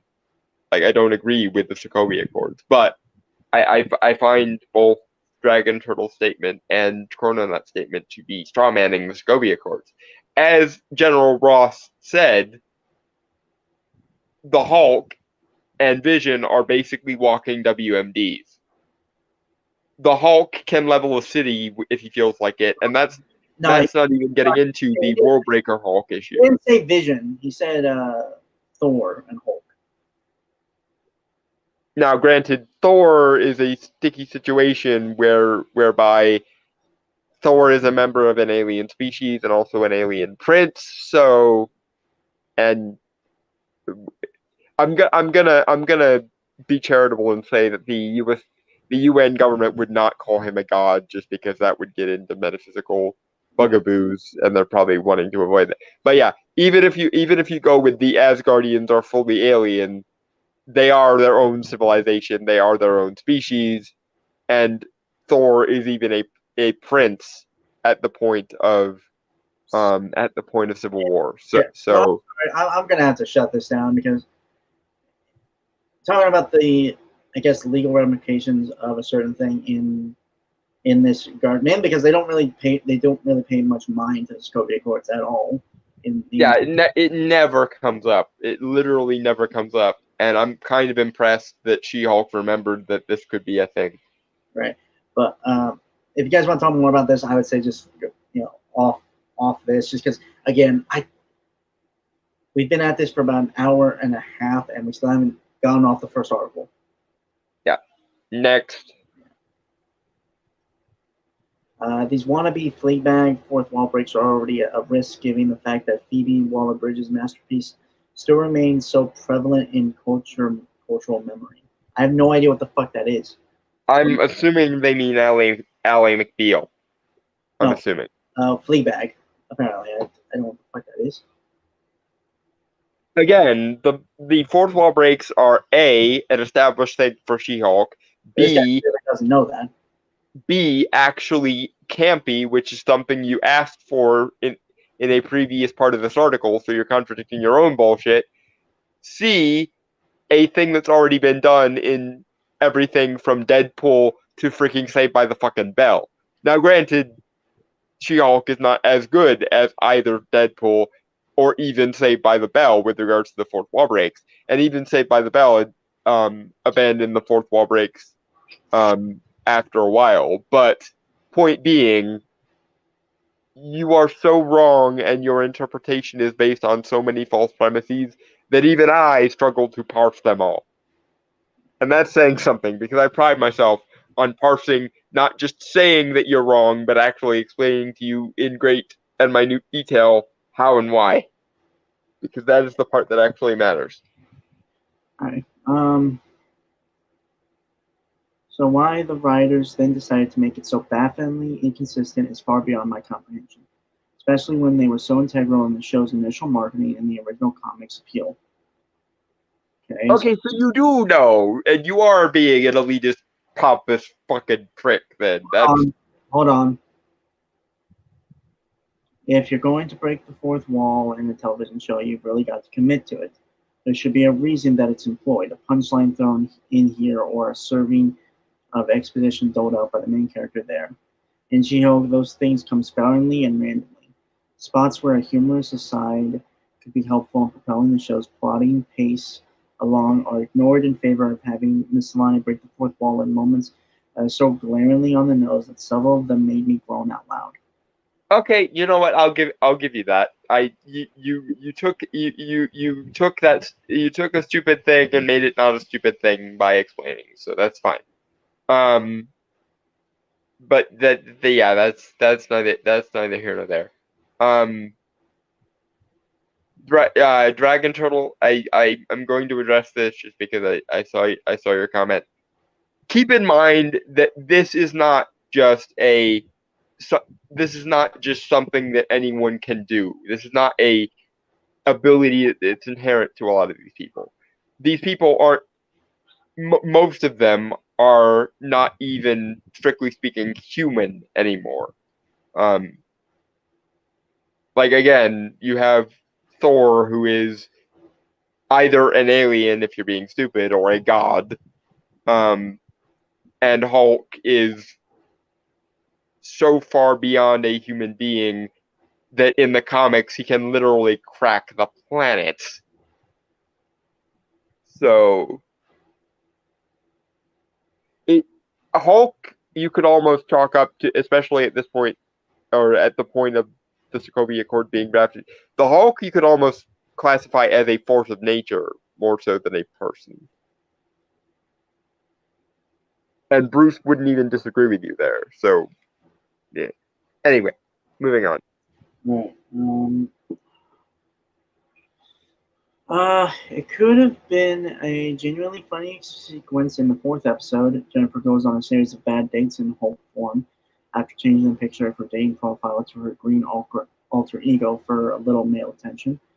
After an already lazy joke about men skipping out on the tab, She-Hulk turns to the camera, lifts a glass of white wine to her computer-generated mouth, and says, "Is there anything worse than dating in your 30s?" Dalton? I'm not quite in my 30s yet, but it, the problem there is it seems like, and I haven't seen this episode yet because it hasn't aired yet, but it seems like it's yet another case of things women have to deal with that men totally wouldn't know anything about. Or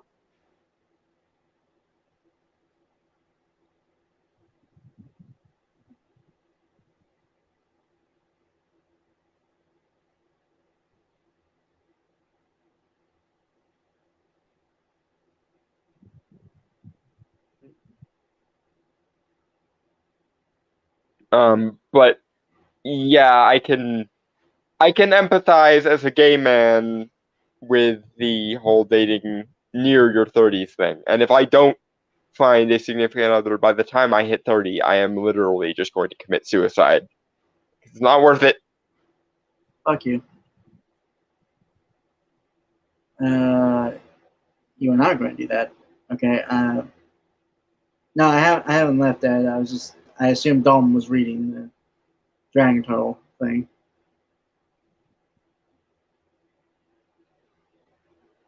Well, yes, dating in your 40s would be even worse. But point being, I know the gay community well enough to know if I haven't gotten any by the time I'm 30, I'm not getting any ever. And I just can't, I refuse to deal with the possibility of dying alone and unloved. So, nope. Okay, you fucking dramatic ass bitch, man. I am still a virgin at 27. You don't get to shame me in this. Okay. But yeah, Dragon Turtle said, not saying there isn't a practicality argument. This is necessary. Should have mentioned that, just not an ideological one that doesn't lead to dark places. I mean, this is true, but the thing is, most of the people with these powers would also say that these powers need to be regulated in some degree. The the thing that makes the Sokovia Accords wrong is not you need to restrain yourself and have control over your powers. In the same way as Superman, different universe, but still applicable. Um, Superman famously said to Darkseid once, in probably one of the best Superman scenes ever committed to cartoons, um, it's like living in a world made of cardboard and glass. So it and if he ever lost control, the world might break. So there are perfectly understandable reasons why these things need to be regulated. The problem with the Sokovia Accords is the government oversight part, i.e., you can't be a hero unless it's through the approved channels. I don't even necessarily disagree with the idea that there needs to be some sort of like metahuman database and shit. That gets into a gray area when you talk about people or characters whose powers come mainly from skill, like a scientist character like Tony or Hank Pym, or a sorcerer like Wong, Doctor Strange, etc. Because those are not abilities per se; they are skills. Um, and skills most definitely should not be regulated ever. Um, but to their credit, Tony was like the poster child slash partially instigator for the Sokovia Accords, so he was doing it willingly. And sorcerers, to the best of my knowledge, aren't even eligible to be held to the standards of the Sokovia Accords because magic is a skill. So, yay.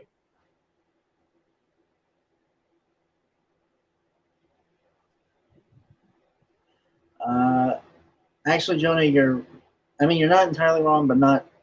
It was Justice League Unlimited, not Justice League the animated series. Yeah, but it was still one of the best Superman moments ever, and I'm saying that as someone who, generally speaking, doesn't like Superman all that much. Brainstormer has dragged me kicking and screaming to the point of not viscerally hating Superman like I used to, but he's still nowhere near my favorite, Which is fair. unless he happens to be flirting with me, and then of course, that's a completely different conversation. I don't have to find him interesting to be aware of the fact that he is attractive as all hell. All right. Anyway, God damn it, we really got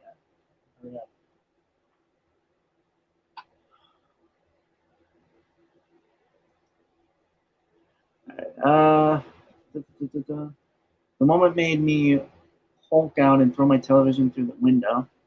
It's bold of a show to think it's this witty without ever landing a single punchline. She-Hulk is filled with these kinds of indolent jokes plucked from the ashes of the Greta Gerwig starring abandoned How I Met Your Dad spinoff from 2014. See, this is the problem because he can see the problem. He can see the problem, but but his ideology won't let him finish. It won't let him follow point A to point B. The thing that makes these jokes insufferable is not just that they're inorganically insufferable, it's that they're ideological and moralistic. Humor, generally speaking, very rarely, if ever, authoritarian and elitist in nature. Humor is generally about deflating the power of things like norms, societal standards, and people's pompous moralistic bullshit. That's why the humor of the 90s, for example, was so very, very heavily anti evangelical family values, because at that point in history, the evangelical family values tradcons were the moralistic authoritarians. The problem being is it's not 1992 anymore, and it is now 2022, and the current crop of moral authoritarians are of the social justice, Hegelian, Frankfurt School, intersectional feminist variety. Thereby, he can't actually address the core of the problem, which is moralistic authoritarianism is never fucking funny, ever, for very obvious fucking reasons. Um, because he has to simultaneously understand that the jokes are bad, but not blame his ideology for it, because he can't separate the fact that he agrees with his moral ideology with the fact that it just is not conducive to comedy or organic artistic expression in general, if we're being entirely honest with ourselves. Morality stifles art generally. Doesn't mean they can't coexist, but you have to be very, very careful. And where art and morality are concerned, art should always come first. Okay.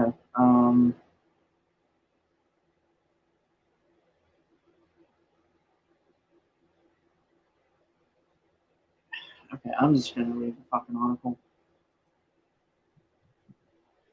Instead of spending time trying to punch up its comedy, She-Hulk Attorney at Law is laser focused on hammering us over the head with a rote take on the difficulties of being a woman in the world. One that unfortunately boils down to the nothing burger of men are bad. Again, I appreciate that he's self-aware enough to acknowledge this, but he can But again, for every one of these points, it's like one step forward, two steps back. He can't just commit to the obvious conclusion of these statements, which is maybe my morality shouldn't be the center of every goddamn thing in the universe, which is the organic, natural thing. And even if I were a fundamentalist Christian, I would hope that I would be self-aware enough to say morality is fine and all, but it shouldn't be the centerpiece of fictional comedy. Um, Now, I don't know that because I am the furthest thing from a fundamentalist of any fucking religion, um, even my own. And I do, in relation to my own morality and my own religion, have the self awareness to say, these things are good and everything, but morality has no place in art. Or if it does, it is as a secondary passenger to art.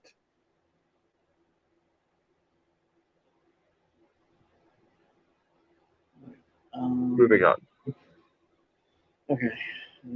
It's too bad the show has absolutely nothing new to say about the intrinsic evils of masculinity and chauvinism that haven't been said before hundreds of times in many and more interesting and involved programming. Hold on. She-Hulk is not only a disservice to art that explores these things in more transgressive, thoughtful ways, but an insult to its viewers who are more than capable of digesting cultural criticism with a little nuance. Holy fucking hell. He actually did it. He actually said that the supposition that these jokes were based on was entirely correct. The problem was they're not framed in a new enough way. Holy fucking hell. That is possibly one of the stupidest things we have ever addressed on this show. And that is saying a fuckload. Dude, uh, fucking Coleman. Men are not bad, my dude. Masculinity is not intrinsically awful. It's not even something that's intrinsically moralizable. It is a force of fucking nature, a facet of, like, humanoid existence, so far as we know. Jesus, tap dancing Christ. But I'm sorry. I would be more insightful and more methodical, but that was so stupid. I think it broke something in my brain. You are so committed to this ideology that even as you are on the cusp of criticizing it, all you can say is that it wasn't done well enough. You're perfectly fine with the notion that men are these fucking devious demonic straw men of feminist imagining. You just want them to be portrayed in a new way in that sense. Have you ever considered, sir, that your ideology might be wrong and that the notion that it needs to hate an entire class of human beings and an entire facet of human nature might just barely be wrong and might imply that maybe you should at least seek another kind of morality? You don't have to go the hard line, I don't give a fuck about morality in the public sphere approach that I do. I think most people would generally be happier if they went, I don't give a fuck about morality in regards to the public sphere. That's what ethics are for, like I do. But you don't have to do that. But at the very least, pick a morality that doesn't demonize a facet of human nature or nature itself, please. If I were an adherent to this ideology, that would be the moment where I would think to myself, Now hang on. I have to hate all masculinity and see it as intrinsically evil to believe this ideology. Maybe I fucked something up when I was subscribing to this ideology. Just maybe. That would be my move, but do go on with your thing, I guess. Fucking hell. Moving on. Hmm. Um, Gimna Gray, femininity and masculinity are two sides of the same coin. Ed Brewer, his creative writing professor, going to give him an A. You need both Gimna Gray again. You need both. Every person has a portion of each. All I have to say about the guy is Zick Hill, Zick Hill. And Yes, that very much is. That very much. It swap masculinity for jewelry in that sentence, Coleman, and see where that lands you in the annals of history, my dude. Because I wouldn't say that about any facet of human nature except for maybe stupidity. Like maybe stupidity, I might be persuaded to call that. Actually, no, I wouldn't even be persuaded to call stupidity intrinsically evil. I think it's unfortunate, but I wouldn't go so far as to call it intrinsically evil. And there are virtues to being, for lack of a better word, simple that you can point to. I would prefer to abstain from them because I love my intelligence. It is the only thing about me that is inherently worthwhile to any meaningful degree. But even things I inherently hate, like stupidity, I, I actually no, I would say that about intellectual dishonesty, like intellectual dishonesty and inconsistency of principle specifically. I would say that about maybe, um, or cognitive dissonance. I might say that about cognitive dissonance, but even stupidity, I wouldn't go so far as to say that too. Intellectual dishonesty, inconsistency of principle, and and like cognitive dissonance. Those three things, I would say, might be intrinsically evil aspects of human nature. Maybe, and that's even a maybe. Like I would have to actually give that some serious thought. But the fact that he can just nonchalantly say, "Oh yeah, masculinity is inherently toxic and evil," but say something original about it, please. We've heard this all before. Also, how aristocratically elitist do you have to be where that sounds like not only a sensible thing to say, but a completely normal and incontrovertible and inarguable thing to say? Like, it's not even that he believes that bothers me. It's that he thinks that's such a normal thing to say that he probably didn't even notice when he said it. To him, that is the equivalent of the sky is blue. Which just how sheltered and in your own worldview do you have to be? You can't even see like an eighth of an inch beyond your fucking worldview at that point. Anyway, moving on seriously because I can't go on about this anymore. I'm gonna seriously despair for humanity. in fact, She-Hulk is irreparable proof that Marvel doesn't have a single iota of faith in its viewers. This was another opportunity to throw the rule book out of the window, or hell, at least put it in a drawer for a few hours and make something truly unique and really actually funny. And no, I don't mean with in-universe quips and useless cameos in place of punchlines. I mean with jokes, the thing that television comedies are supposed to be filled with. I don't really have anything. Say that again. I'm still processing the previous stupid bomb. Okay. In fact, She-Hulk is irrefutable proof that Marvel doesn't have a single iota of faith in its viewers. This was another opportunity to throw the rulebook out of the window, or hell, at least put it in a drawer for a few hours, and make something really unique and really actually funny. And no, I don't mean with in-universe quips and useless cameos in place of punchlines. I mean with jokes, that thing television comedies are supposed to be filled with. But the thing is, Coleman, jokes that would actually be funny would not be moralistic, elitist, pompous, and authoritarian. But you just came right out and said your ideology gets carte blanche to rule over all the things. So much so that you would find anything other than it confusing, apparently. So, and once again, this is the thing. In order for this hypothetical of yours to exist, it has to be non-moralistic. It has to be non-ideological. You have to put away the ideological goggles for 5 minutes. You have to. You can't make these kind of jokes and also be moralistically Puritan while doing it.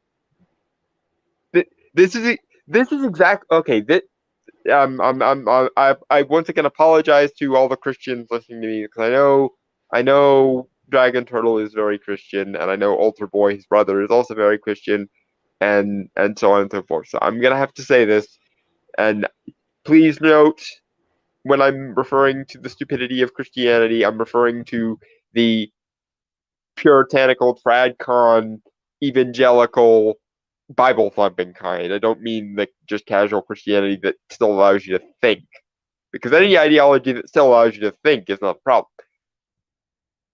But this is exactly like back in the day when there was, I can't even remember the guy's name, but there was a guy who wrote a Christian rap to try and outreach to youth in Sunday schools, wherein he referred to Jesus Christ as his nigga. Not even joking. That's exactly this, except from a feminist perspective rather than an explicitly Christian one.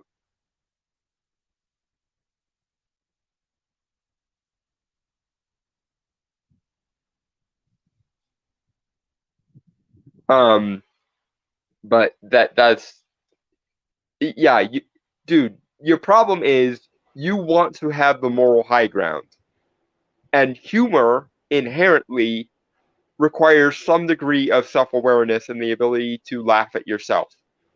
You don't have that. And since you don't have that, you will never find humor that is A, okay by your moral standards, and B, actually meaningfully funny. Because here's the thing, you are the aristocracy. And one of the things humor is good for is deflating the power, pomp, and circumstance and authority of the aristocracy.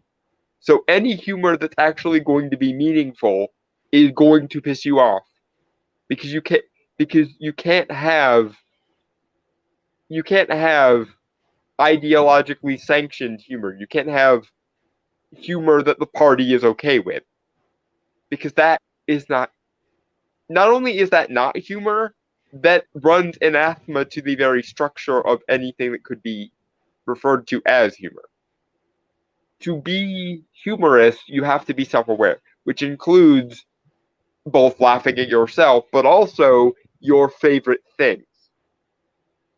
Like for example, when I mock fluffy bunnies and new age types, I can do that without mocking the concept of all magic.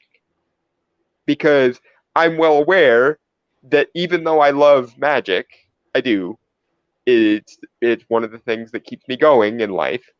Um, there are still people who do it wrong. There are still people who have beliefs about it that I don't co-sign or that I don't agree with because they're fucking morons. And so I'm capable of laughing at that shit. I'm also capable of laughing at people who take this kind of shit so seriously that they no longer can actually enjoy themselves either. Like, for example, the people who basically pull the citation needed card on spell work. Like, if you didn't pull this from ye old ancient grimoire, then it must not be valid, even though there's a logical parameter behind it. Like, there are, in my sphere of influence or my sphere of things that I enjoy, things you can mock. You can even mock, and people do, especially my friends. My friends often mock me mercilessly. Ahem. Um, and because I am capable of actually being self-aware and knowing that I'm not the end all and be all of human evolution or human like superiority, not only am I capable of laughing at myself, I'm capable of laughing at myself harder because I know that I'm not perfect. I know I'm a bad person. I have no problem with the notion that I am a bad person, and I've regularly said as much. I often mock myself for these things. But people like this guy can't even see that there is something in his ideology to mock. And it's kind of disturbing, actually.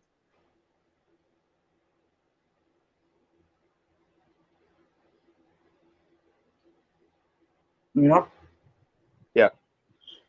Okay. Then there's She-Hulk's abysmal CGI after an onslaught of VFX artists came forward about the poor working conditions at Marvel. Tatiana Maslany defended the show's visual effects team, saying, "I watched it. It doesn't feel like a cutscene from a video game. Not a great bar there."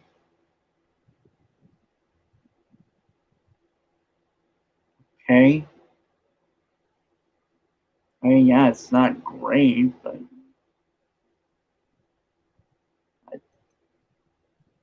I don't really have anything to say to that. Do you? No, it's I mean this is what frustrates me about this guy. He's capable of seeing the problem, but he comes up to like the finish line of seeing the problem and he won't go over the line. He won't actually be self-aware enough to follow through on his own. Like this is the thing. This is your brain on ideology. Your reasoning capabilities remain entirely intact, but there's a giant blind spot in them. So no matter how much the logical part of your brain wants to see the obvious conclusion to your statements, you can't actually follow through in an organic way because you have a giant blind spot there.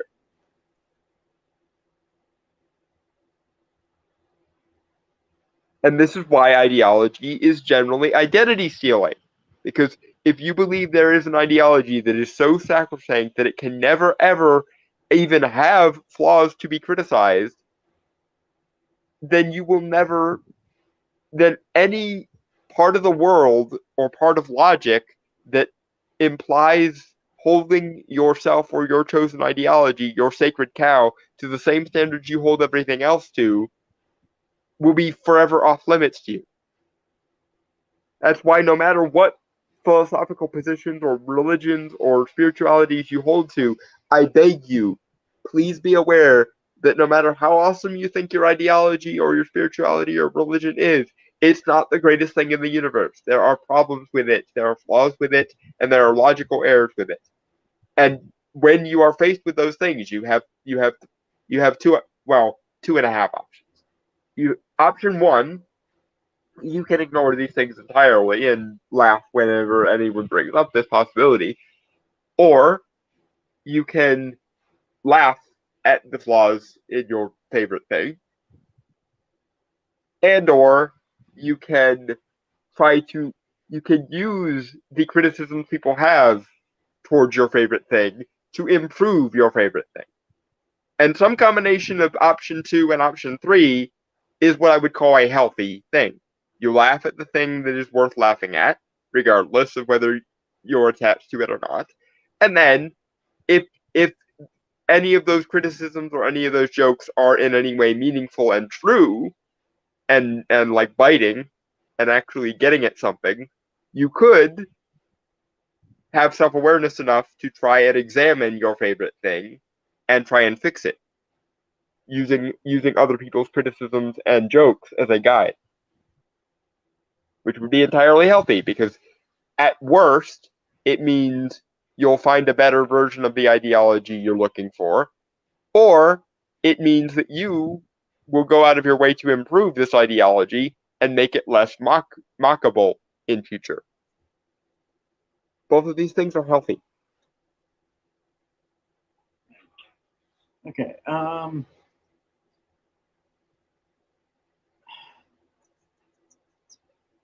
Surely the pressure to get She-Hulk's complex level CGI finished in time for deadlines that have millions of dollars tied up in them is a nightmare, and you can see the rush job playing out across every episode. I found myself thankful that the show is airing weekly. Maybe that will give the effects team more time to show the magic that they're capable of. Because as of now, She-Hulk looks like an ungodly abomination of science that not even Mary Shelley could love.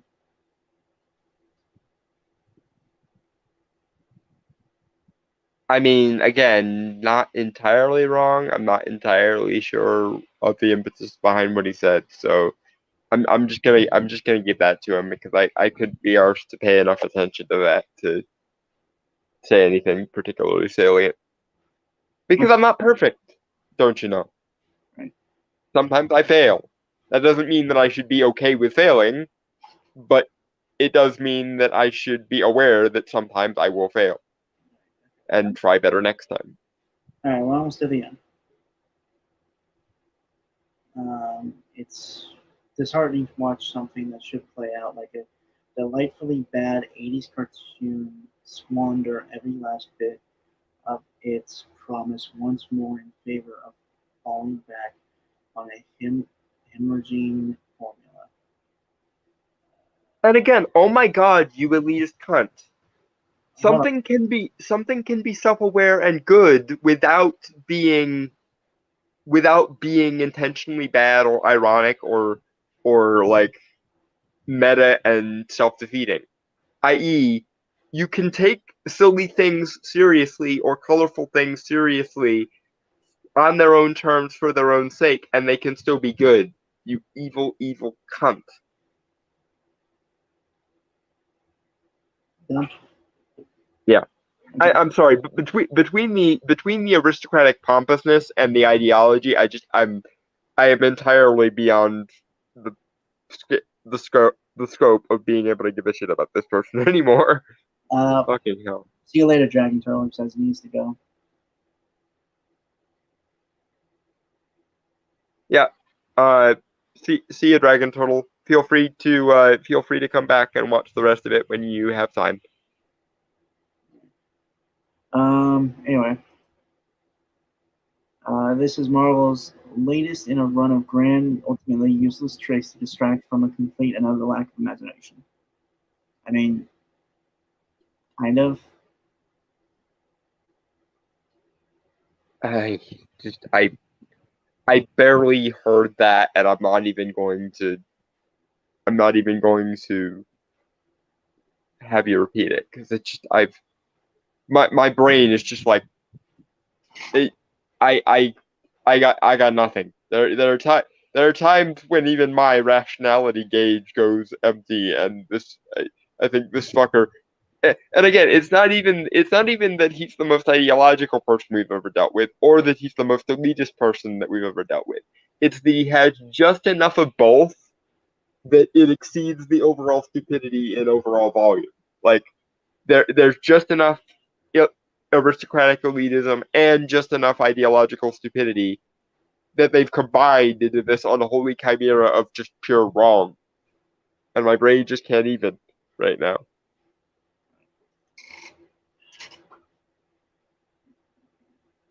But Moving on. but perhaps the most criminal offense of all is this law procedural, and I use that genre phrasing extremely lightly here, is the grave misuse of Tatiana Maslany. If there's one silver lining in her casting, it's that She-Hulk Attorney Law has paid her enough to be able to take her time looking for a role deserving of her talent. After an undeniable star turn as no less than 14 different clones during the run of Orphan Black, which earned her 3 Emmy nominations and 1 win, it's shocking that this is what she's given to work with in the big leagues. You know they're gonna use She-Hulk for at least the next decade, right? This isn't just a one-off role. Well, I mean, in a way, I do kind of agree because I do think they are wasting an actress. No, they are wasting her. In fact, Tatiana Maslany was my casting for Clea for the longest time. Now, granted, instead of Tatiana Maslany playing Clea, we have Charlize Theron, which is even better. So I'm not complaining by any stretch of the imagination, mind you. But I will agree that I think this was a waste of her talent. Now, granted, She-Hulk would not have inherently been a waste of her talent if they had done She-Hulk the way She-Hulk was supposed to be done. We'd be having a completely different conversation. This could have been a star-making role for her, but one way or the other, no character in the MCU is ever just a one-off. So I fully expect we will see She-Hulk again shortly. And this is one way or the other a major role for her. Now, this isn't a great start for said character, but when She-Hulk is given to better writers or better director, she could easily make something good of it. And one way or another, everyone in the MCU has job security for at least a decade. We know this. So it's not just a here, Tatiana, let us have you star in this one show. It's here, Tatiana, let us give you job security for the next decade, starting with this show. And I don't think Tatiana Maslany would have turned that down one way or the other.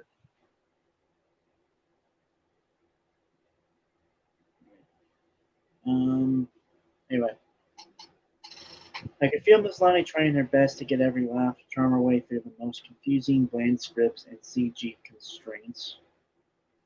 But even the best actors can't will their way out of dreadful material. They're then forced to hope that, at the very least, the final product will be so bad it can't be. And while there's maybe a shred of novelty to be found here watching just for laughs with friends after 3 margaritas, you're better off wasting half an hour on something that will at least be memorably bad when the hangover wears off.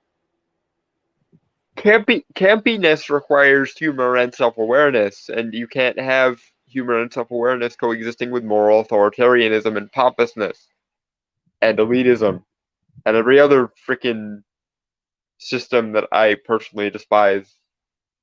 Because again, it's not that he's even the worst of any of these that we've come across. It's that he's all of them to some degree. He is moralistic and elitist and authoritarian and pompous and unself-aware and cognitively dissonant and inconsistent with his own principles. So it's just this guy is just a grab bag of all the things that I want to purge from existence. He's not much of all of these, but he's enough of all of these to combine into an unholy chimera of awful. Okay, so I have the next one set up because that was the end of it. Yay. Okay. So I'm not going to be able to read all of these.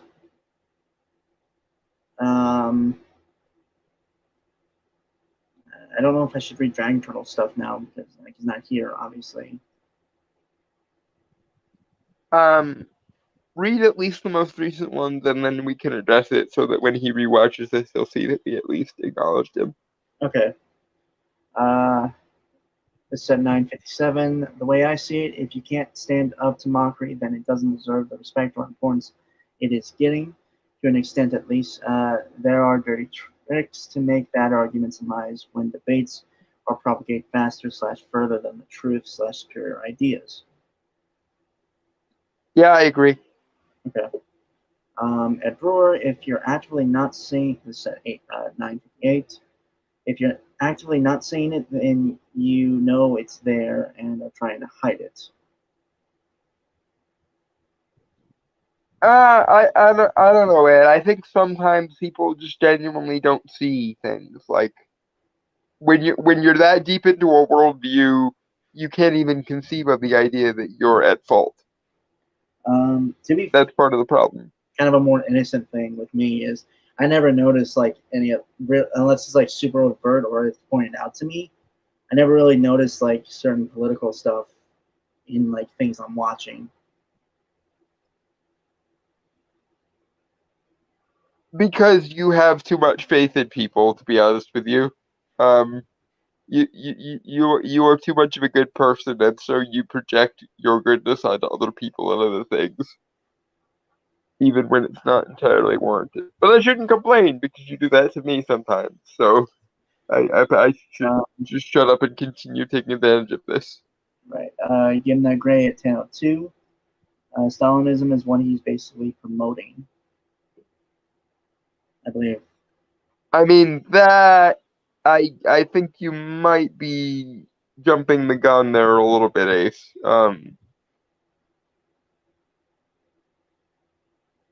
I mean, there are certain things that social justice and Stalinism might have in common, but they're not.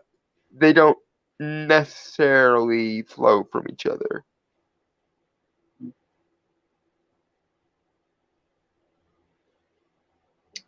All right.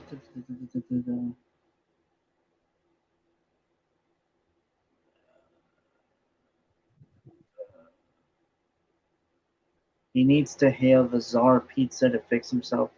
Good luck getting the gray. Um, Is that a Dresden Files reference, Gimner?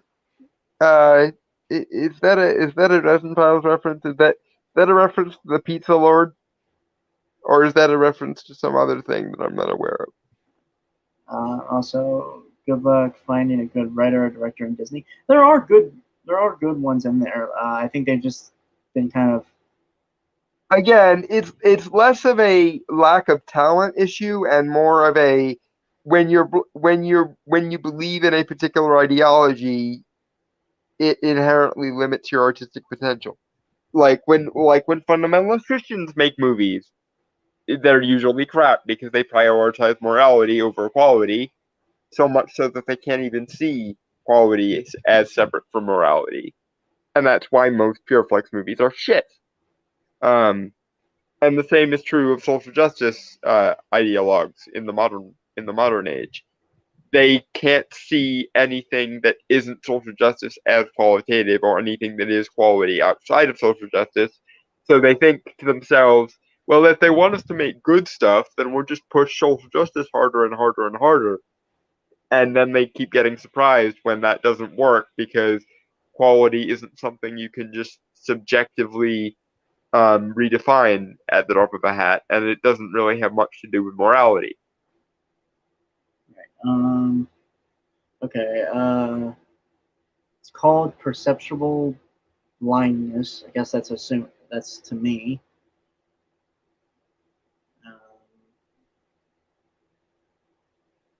Uh, I'm not pushing it in terms of the Stalinism. They had said, and are you sure about that? Promotes divisionism to control others, us versus them mentality. Uh, Jonah, you misspelled my name again, like really awfully.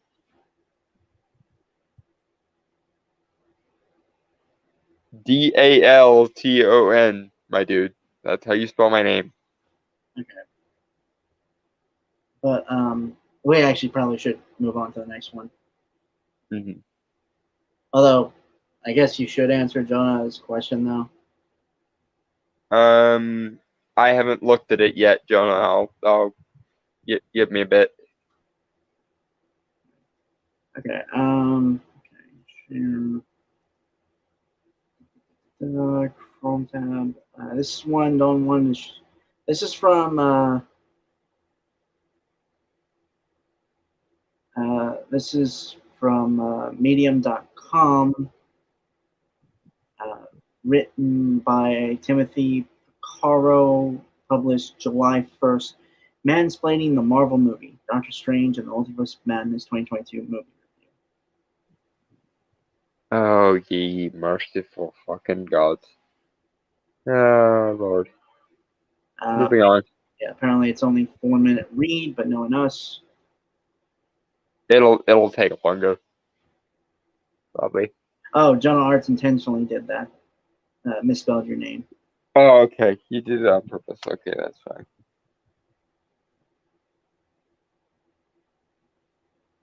But yeah.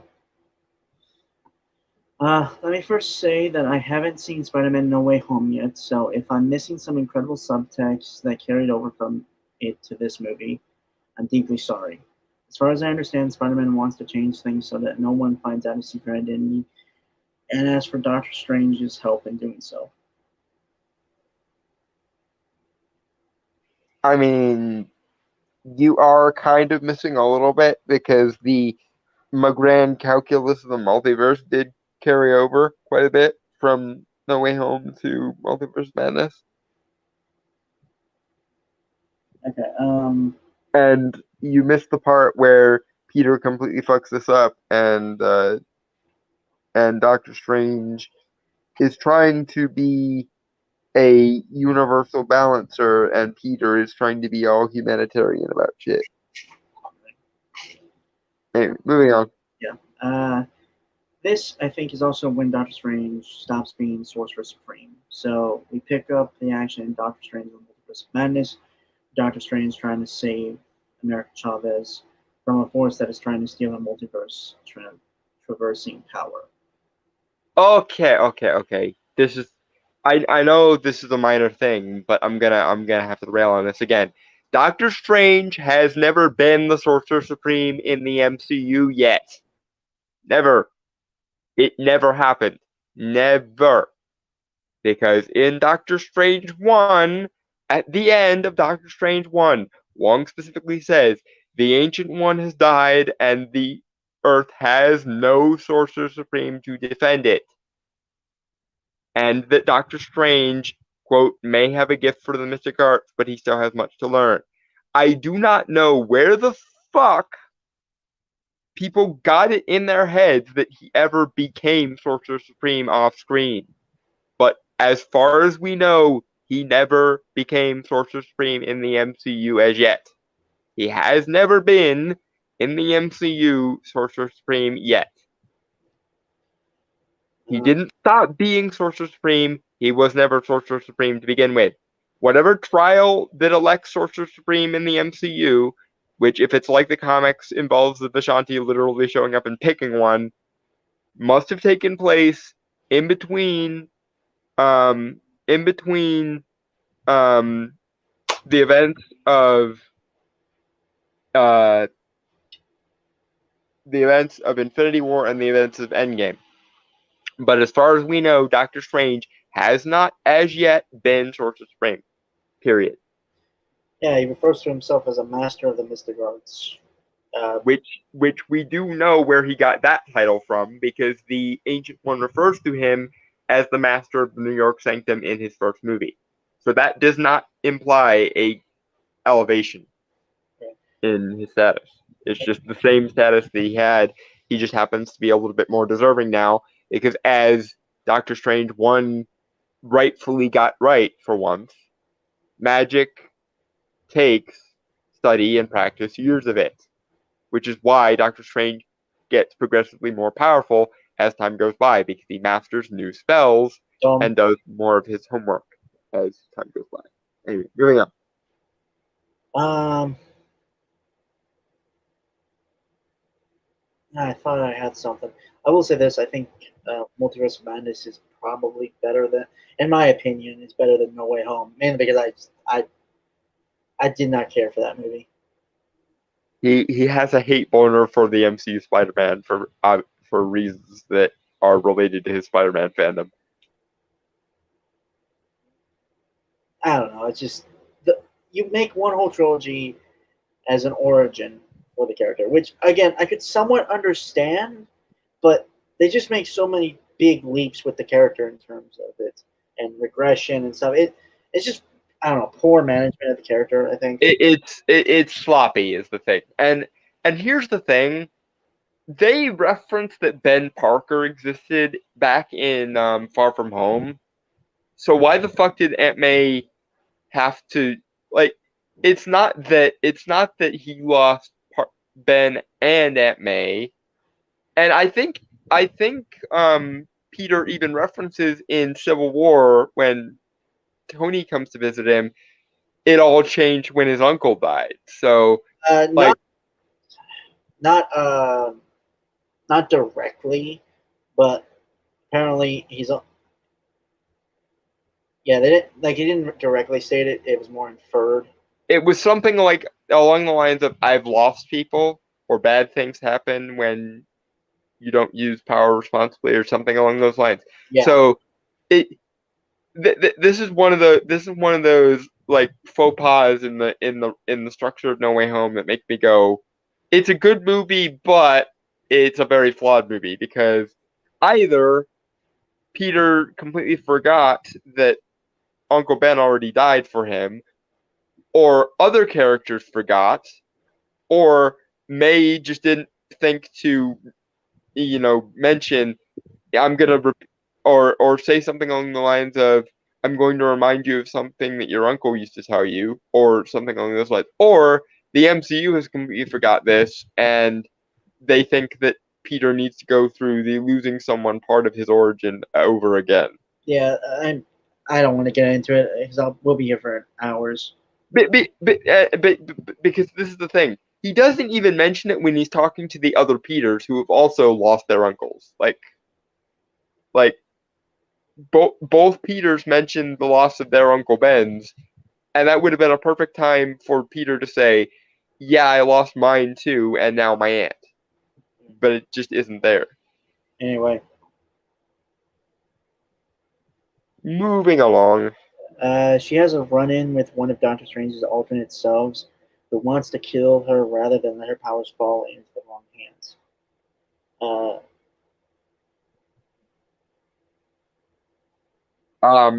It's a lot more. It's a lot better framed than that. You made it sound like it comes out of nowhere. He doesn't. He doesn't. Strictly speaking, want to. But as he said, he's making a in the grand calculus of the multiverse calculation of either I can take your power from you, which will unfortunately kill you, or that creature that is chasing us and has mortally wounded me is going to take it, and then we're all doomed. It's not that he wants to, and in fact, America even references this. She says something along the lines of, um, I thought we were friends, and he says, we are, but I'm sorry. I can't take the risk of your power falling into falling into the hands of that creature, so I'm just going to have to take it from you, which will kill you. Like he is regretful as he's doing it, so don't frame it as though it's a heel turn for him or like he's evil or some shit. I think a lot of people misread that, to be honest. Yeah, because a lot of people were actually more focused on nitpicking the thing than they were actually on watching the movie in front of them. It's why I got so mad at Gary when we covered his video on Multiverse Madness, because he explicitly said that Doctor Strange became Sorcerer Supreme at the end of his first movie, and that is categorically fucking not the case. Right. Anyway, moving on.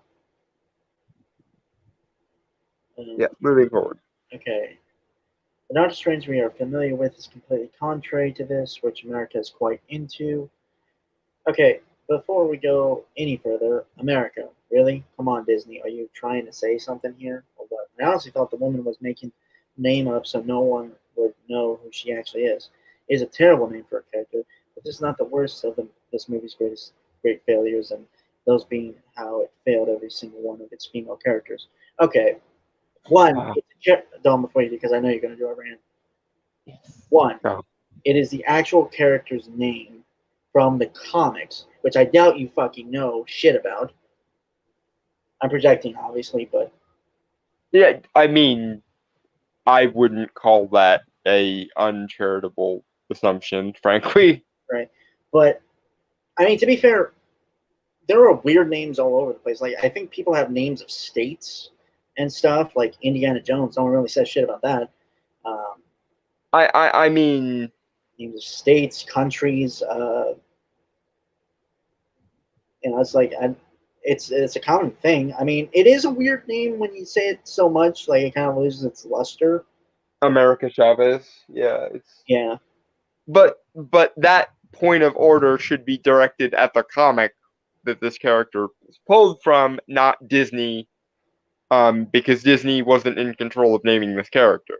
um, uh, I, I mean, we haven't gotten there, but the assertion of it failing every single one of its female characters is somewhat. What's the word?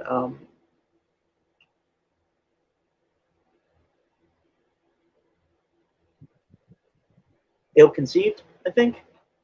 Yes, that would certainly describe it. One, I find it odd once again that this is a man virtue signaling about feminism. It's a guy named again. This was another case of I thought this was written by a woman when I first read it, and in particular a feminist woman. Because here's the thing: not all women are feminists. In fact, a a staggering majority of women are not feminists. Um, and feminism does not speak for the rights, interests, or equality of women. In a world where humanitarianism, humanism, and egalitarianism exist, there is absolutely no need for the ideology of feminism. Now, more to the point, number one, that implies you don't give a fuck about the male characters.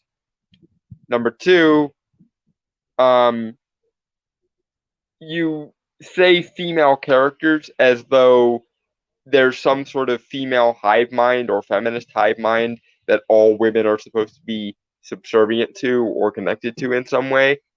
And yeah, no.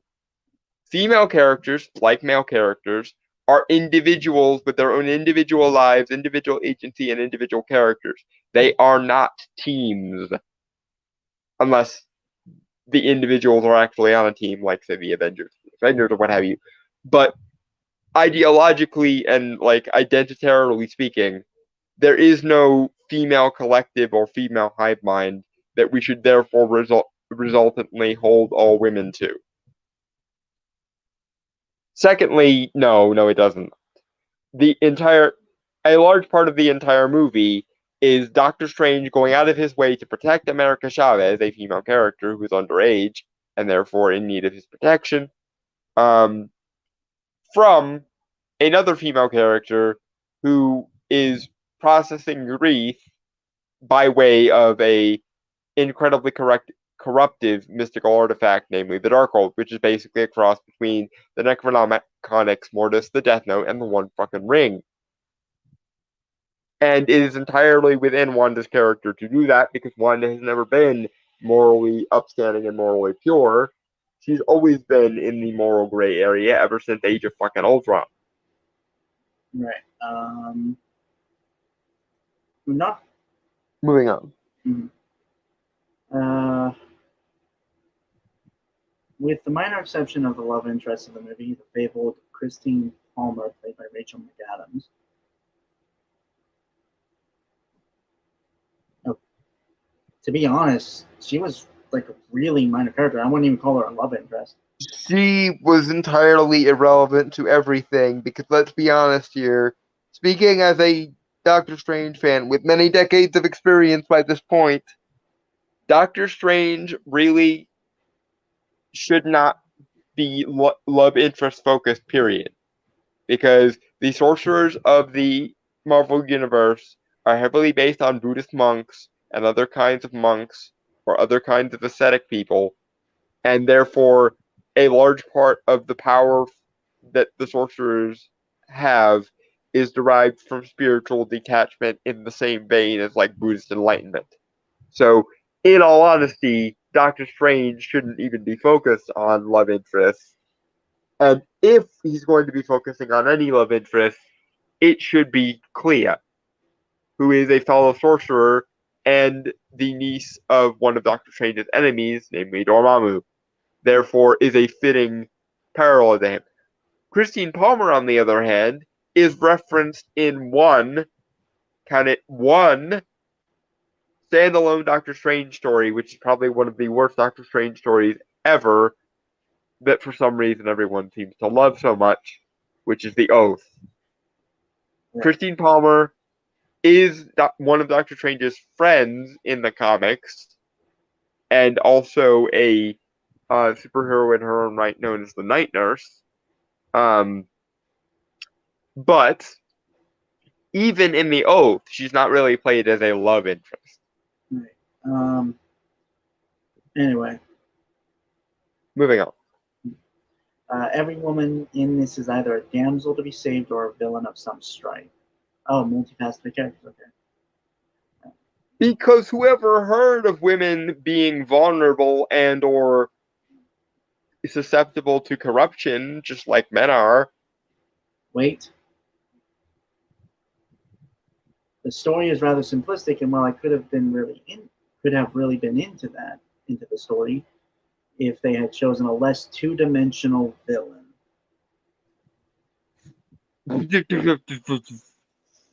Fucking what? Like, even if you haven't seen WandaVision, Wanda is the villain with the most setup of any villain in the entire goddamn MCU. Yes, even Loki, because Loki was a two-dimensional villain in his first movie and has only become more complicated over time since his first movie, and usually is only a secondary character in those. Wanda has had a full character arc for the entire goddamn MCU, even excluding WandaVision, and if you add in WandaVision to that, by what standard could you possibly call any villain more complex than Wanda? Seriously, what the hell? I feel challenged to try and answer that. I'd argue Thanos, but we didn't really get a lot with him, to be fair. No, but I mean, okay, you can. I will accept Thanos. I will accept Thanos, but that still puts Wanda on the highest tier of Marvel villains because she's right up there with Thanos, um, Thanos, and honestly, those three are really, in Well, terms of like character development, the the only three that have been full and rounded. It's been Thanos, Loki, and now Wanda. yeah. In terms of just sheer awesomeness as a villain, I'd throw Agatha up there too, and possibly Hela, and maybe Gore. But okay, Gore maybe you could argue is also in that tier. But a criminal, an actor that was very underutilized. yeah, he should have had another 20 minutes to gore it up. Is what should have happened. But that's not even. Shall we move on, or We shall. okay? Yes, if you haven't figured it out by trailers, the villain of the tale is Wanda Maximoff, played by Elizabeth Olsen, which was a particularly bad call considering Wanda was the only remaining awesome female character in the Marvel Cinematic Universe. Captain Marvel. Hold on. Captain Marvel doesn't count until she gets more screen time than Stan Lee. Oh, fuck you! Yeah, just double fuck you. No, And no I'm sorry. go ahead. You go, and then I will go. It's You more basically. I'm sorry. That just feels like a very kind of affront to Stan Lee, who helped jumpstart Marvel Comics. Granted, he didn't. He's the Thomas Edison of comics. He took a lot of he took credit for a lot of ideas that weren't his, especially after several of his co-writers quit or died. But he still deserves the credit for being one of the best writers in comic book history. Right. His cameos are honestly some of the best ones in the Marvel movies. Okay, a lot of Yeah, I would say my favorite cameo of Stan Lee in the MCU proper is the one where he's talking to the Watchers at the end of Guardians of the Galaxy Volume 2. I don't know which one's my favorite, honestly. I really don't.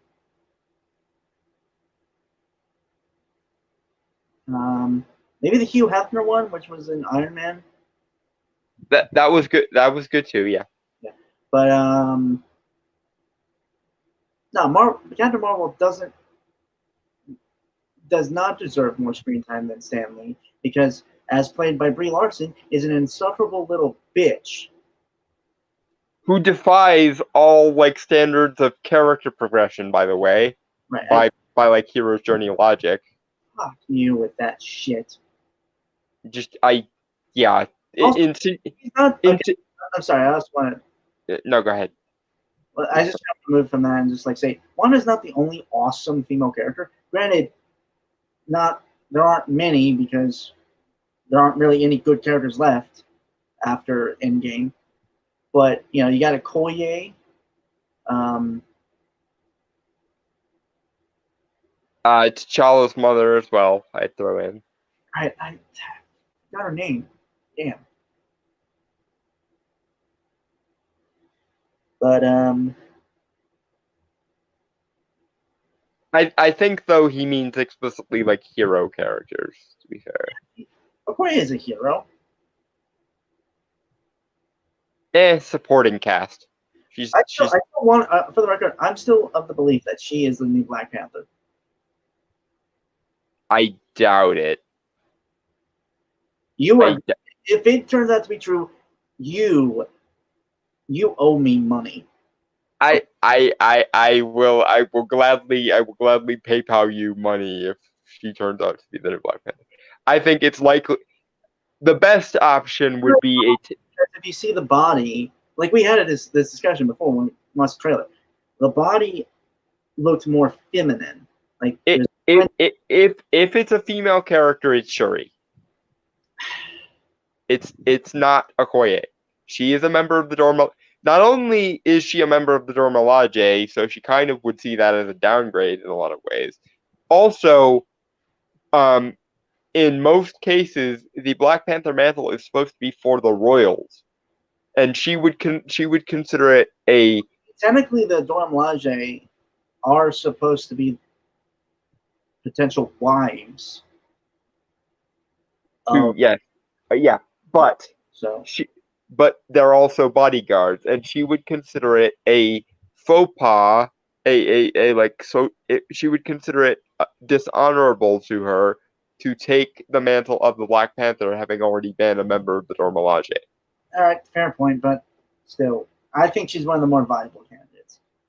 Again, my money would be on Shuri and M'Baku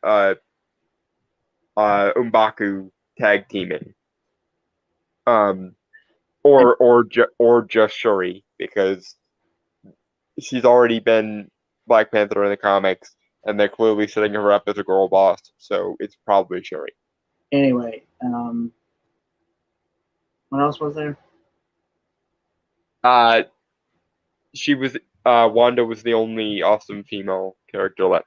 Okay, here's my rant. Are you insinuating in your infinite wisdom, Tim, that villains can't be awesome? Because that would imply that all of the Disney villainesses throughout history have not been awesome.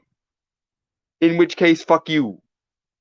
That would imply that Lady Macbeth is not an awesome female villain. That would there are so many awesome characters, and more to the point, are you insinuating that villains can't be awesome? In the Marvel Cinematic Universe, you're going too broad, Dalton. Well, okay, but no, the logic he used is that because Wanda is now a villain, she cannot be awesome. She's not. He didn't specify in the Marvel universe. He said, or he implied, that the fact that she's a villain now means she is no longer awesome, or at least eligible to be considered awesome. Which implies that he thinks that villains can't be awesome. Which is just bullshit. In fact, in most cases, not the Marvel universe, because the Marvel universe is, for better or worse, focused primarily on the heroes. In most cases, villains are awesome enough to upstage their heroes. Like I'm speaking as someone who always, when he watched Disney movies growing up, sided with the villain more often than the hero usually. But yeah, regardless of the morality of that, to say that villains can't be awesome, or even villains can't be awesome in the MCU, is bullshit. And Wanda is still awesome. Also, given how the movie fucking ends, there's a high probability that she'll try to redeem herself and not stay at least purely a villain. But again, Wanda has walked the line between hero, anti-hero, and villain the entire MCU through. She was motivated in Civil War by her own self-interest. She was motivated in WandaVision by her own self-interest. She was motivated in Age of Ultron by her own self-interest, and she was motivated in Infinity War by her own self-interest mostly.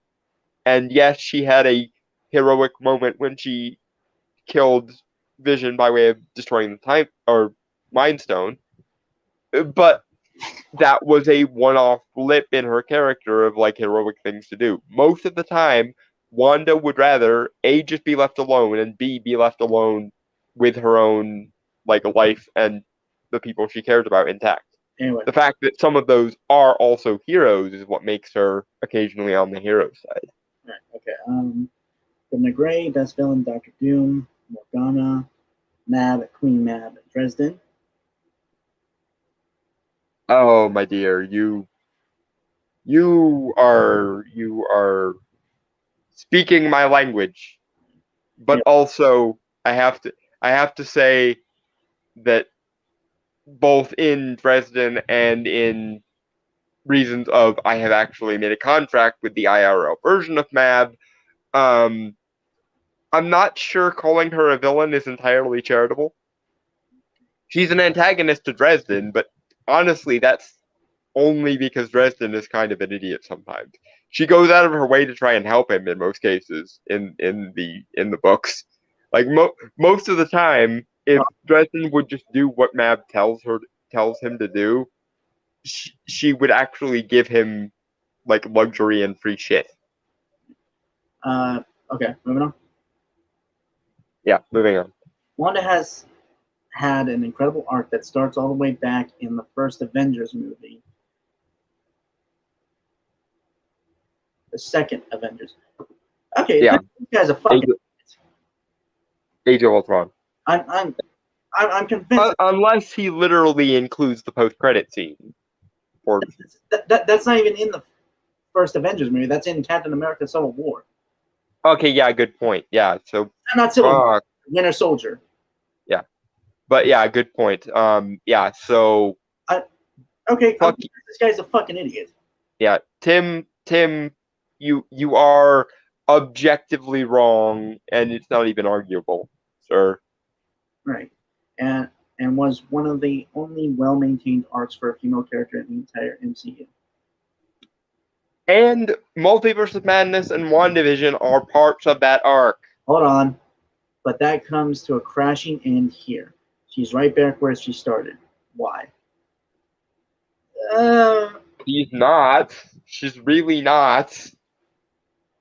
Oh my god. What the Oh, fuck you. I'm just reading the next paragraph. He digs into Sam Raimi, that little bitch. Okay, well, this is just. I'm going to eviscerate this fucker. But before that,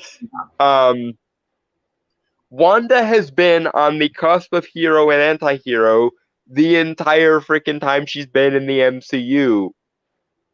And she's always motivated by her own security, her own satisfaction, and her own self-interest. There is not a single thing you can point to aside from sacrificing Vision, and that was at his behest and as a favor to Captain America to some degree, which are people who Wanda is on good terms with. So it's not even as a like Wanda has never desired to be a hero in the entirety of the MCU, and if you think otherwise, you need to fight me on it because there is no point in the MCU where Wanda's motivations are not A, self-interested, and B, well on the cusp of villainhood.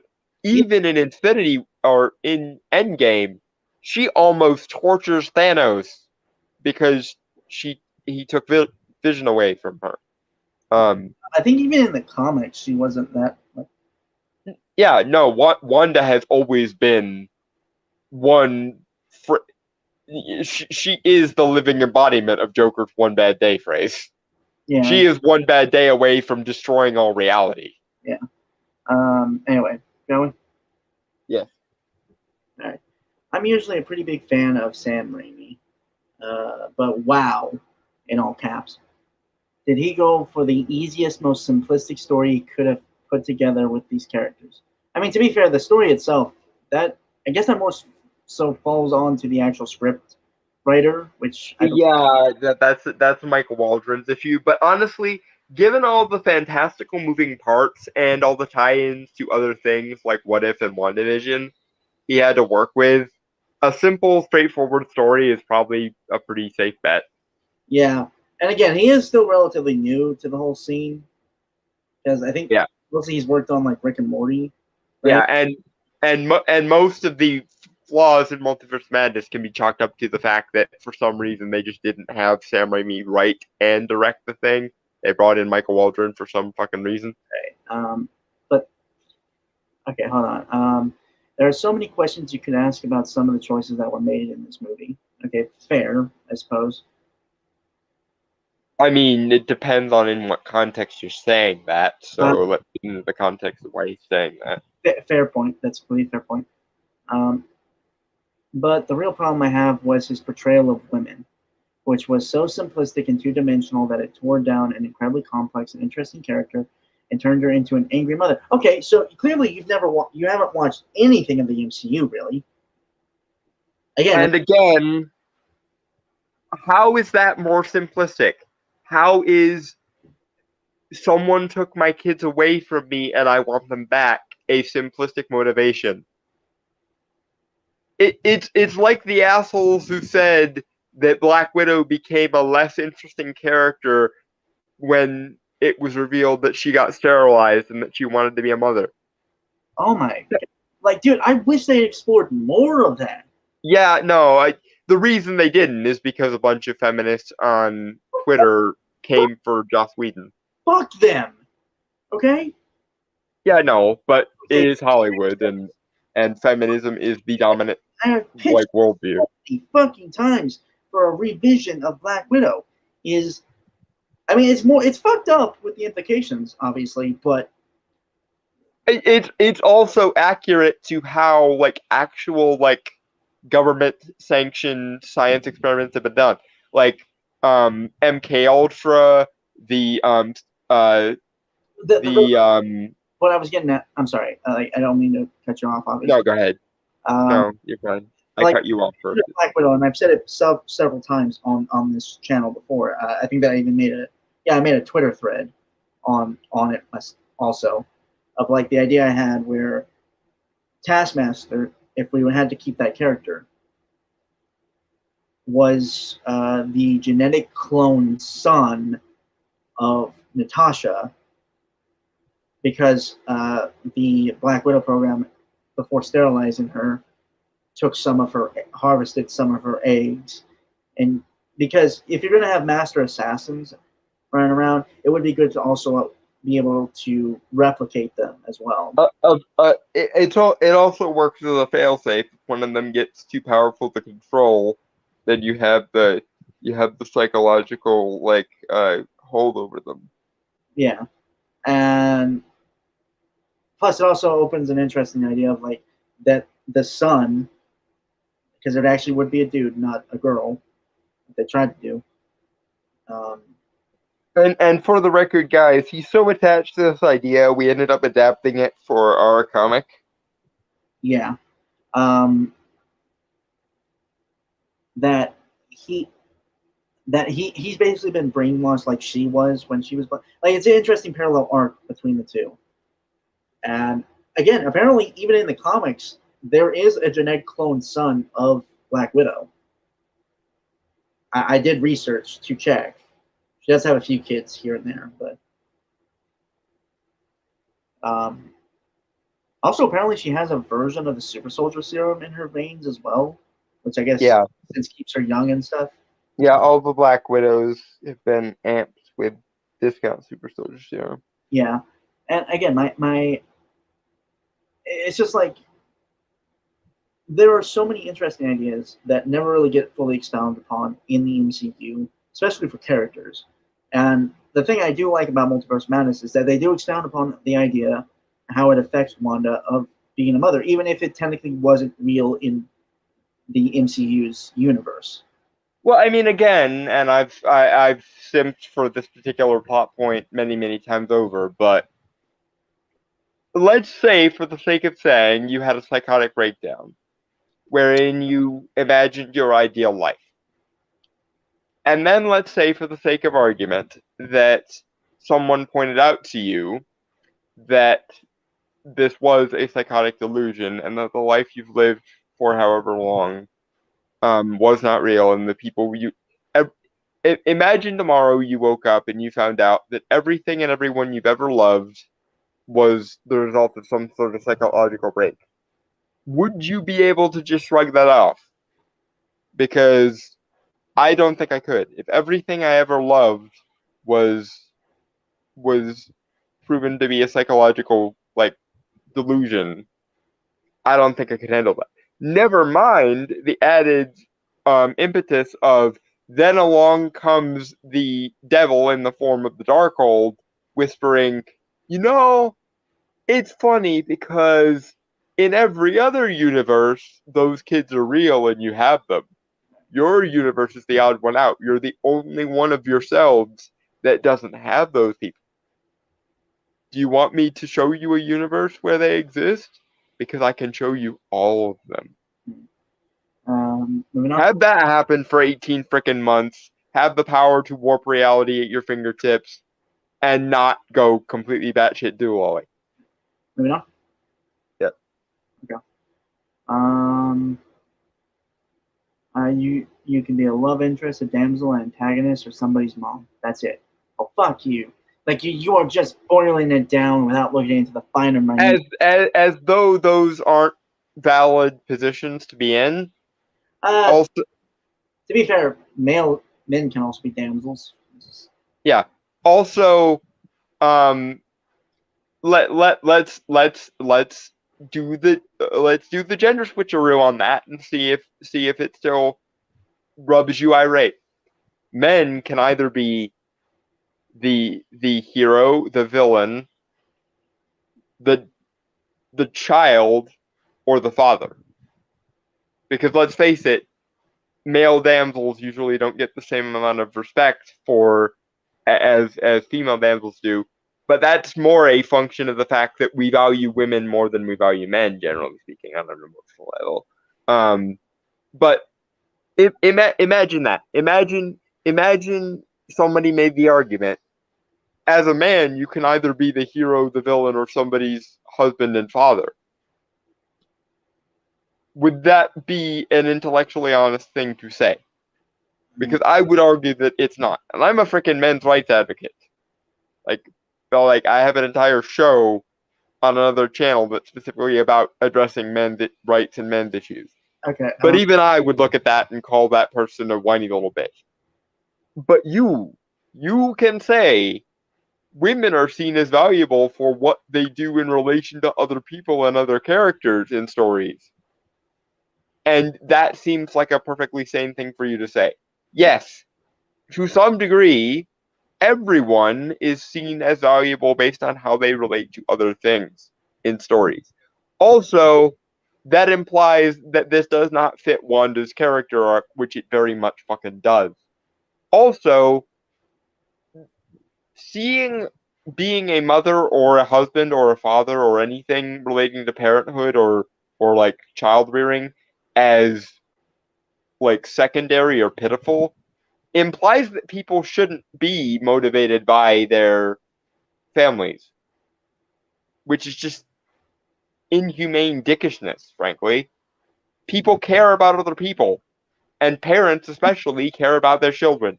This is a human universal.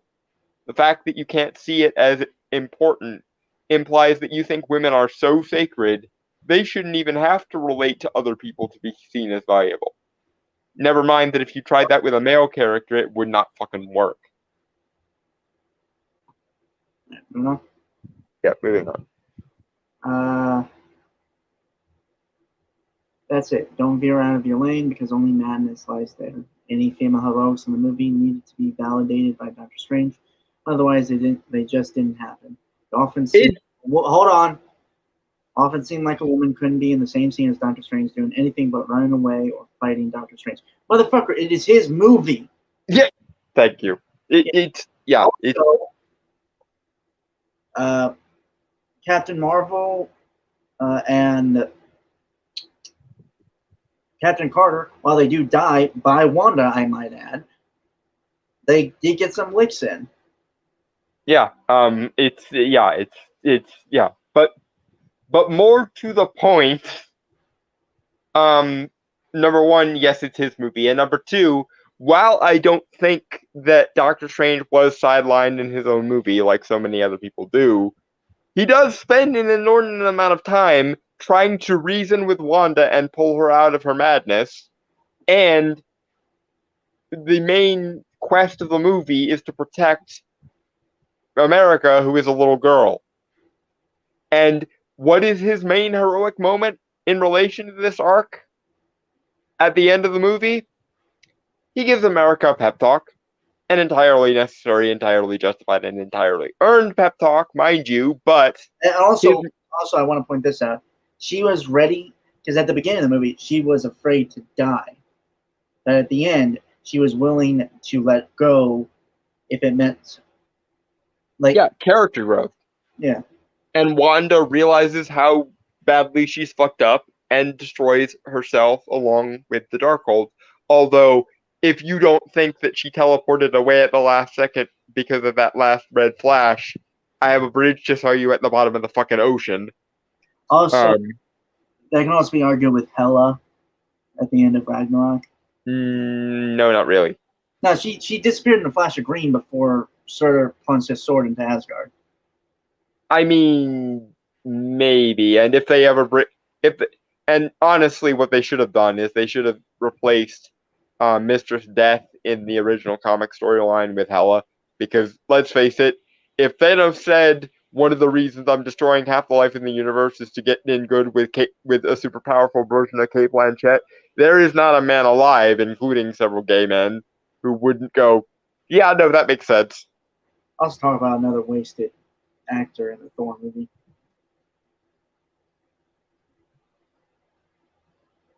Again, I have my gripes about that Thor Ragnarok. Mm-hmm. Also, speaking of that, let's look at the gender again. Let's look at the other side of this particular issue. How many male characters in especially hero journey stories are validated by trying to save the woman? How many hero characters are validated and justified in their heroism by someone that I love who happens to be a woman is in danger and I need to save her again? Because it's a pretty fucking common thing to the point that I would wager more stories revolve around a male character being judged by how well he saves a female character.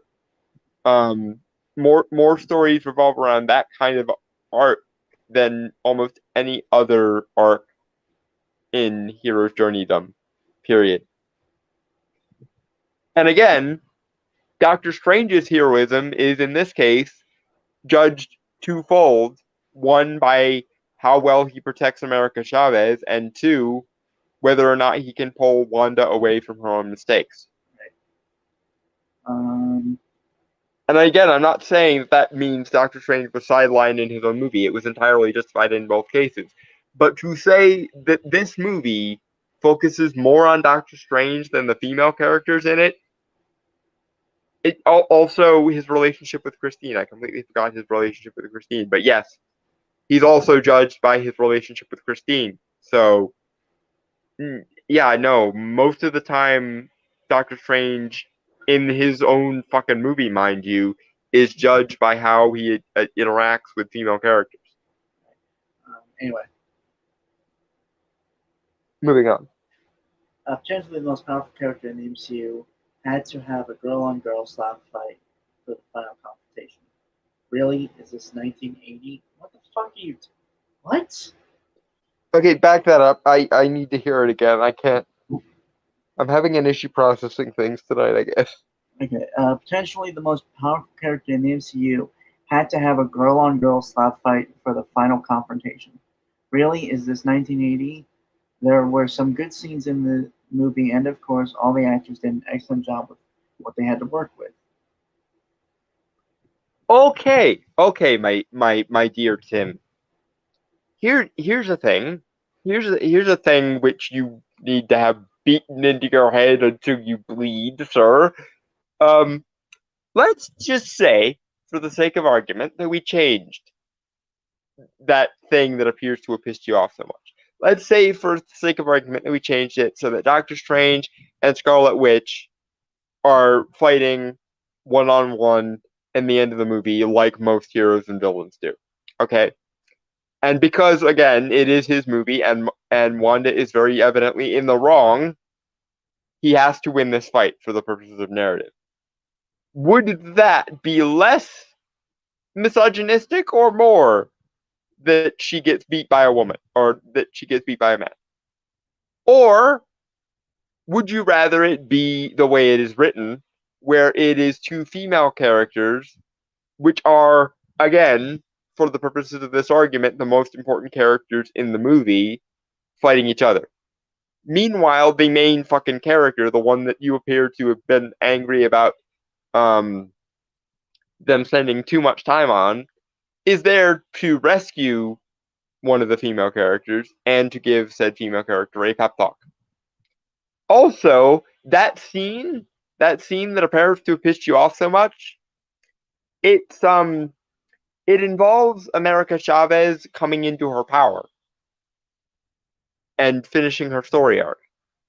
So, are you saying that the problem here is that women shouldn't fight each other? Should America just should America and Wanda, even though she's trying to kill her, and obviously America would really rather not be killed? What the what the actual where is the win state in your argument, sir? How do we switch this so that it becomes approved in your mind? Do we make Doctor Strange do the fighting? Well, that's misogynistic because that's a man beating a woman. Um, do we have Wanda win? Well, that's fucked because she's prophesied to either rule or destroy the entire fucking multiverse, and she's been killing people left and right this entire movie. Do we have Wanda randomly come to her senses for no good reason, and therefore this movie doesn't exist? How do we do this? What way could we possibly have changed this ending to make it any more approved by your moral standards, sir?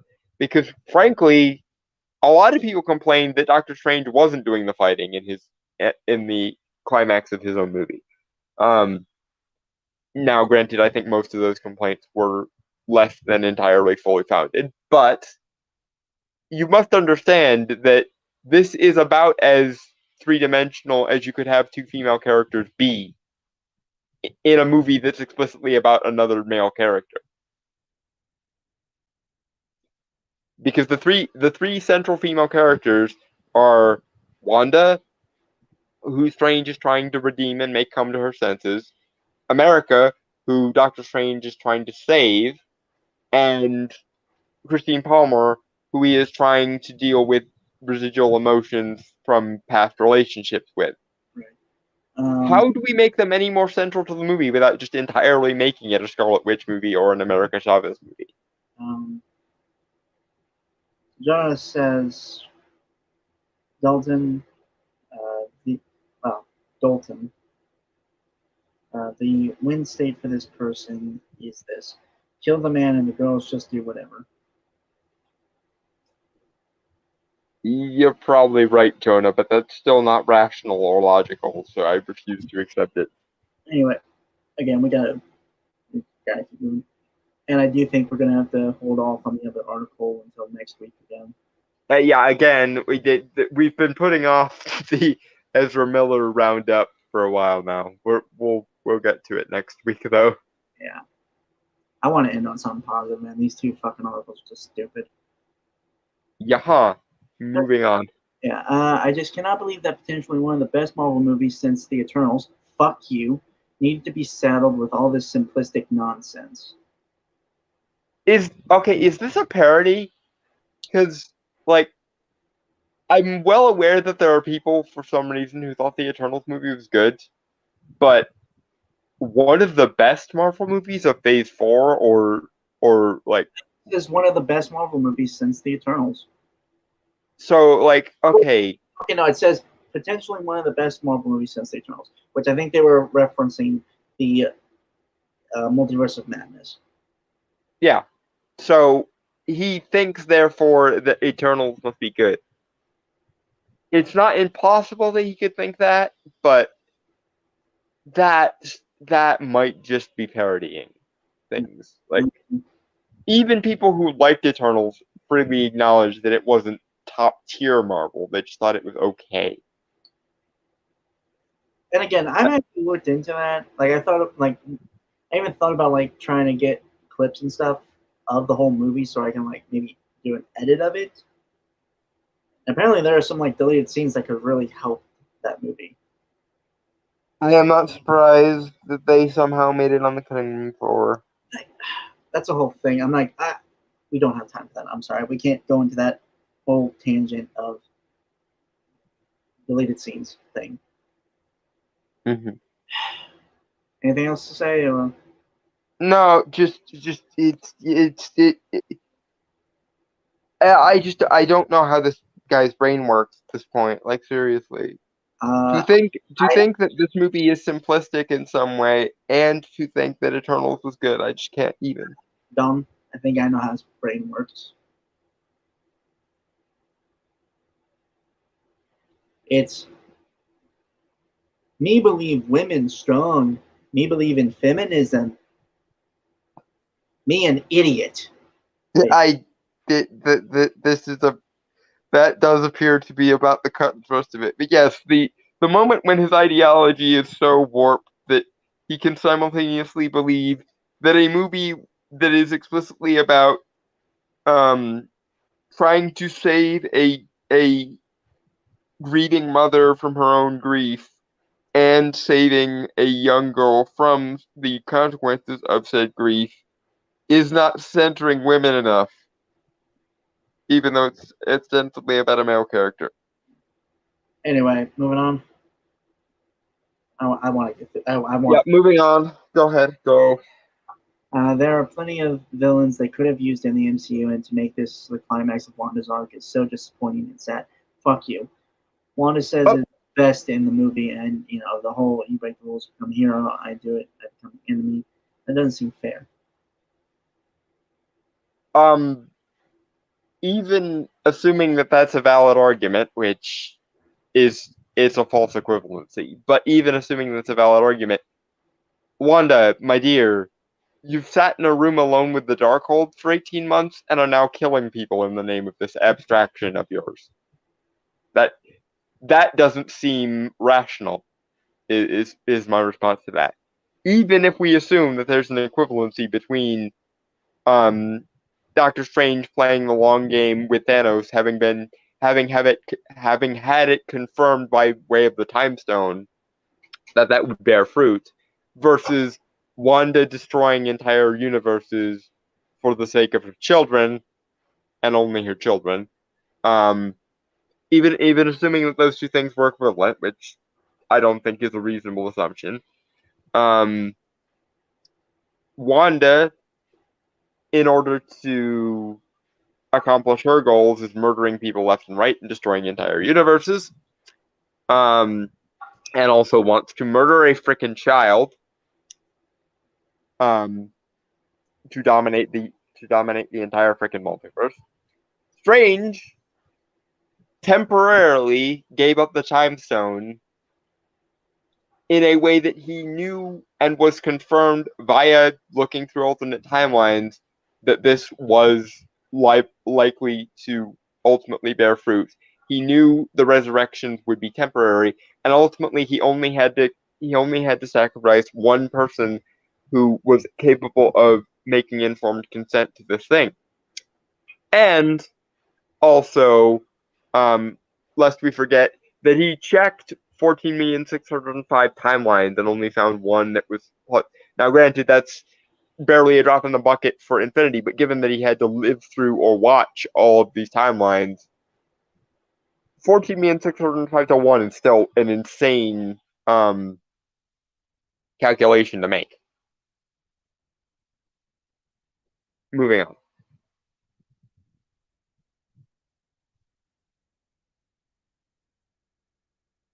Brainstormer? Sorry, I was eating. Okay. Okay.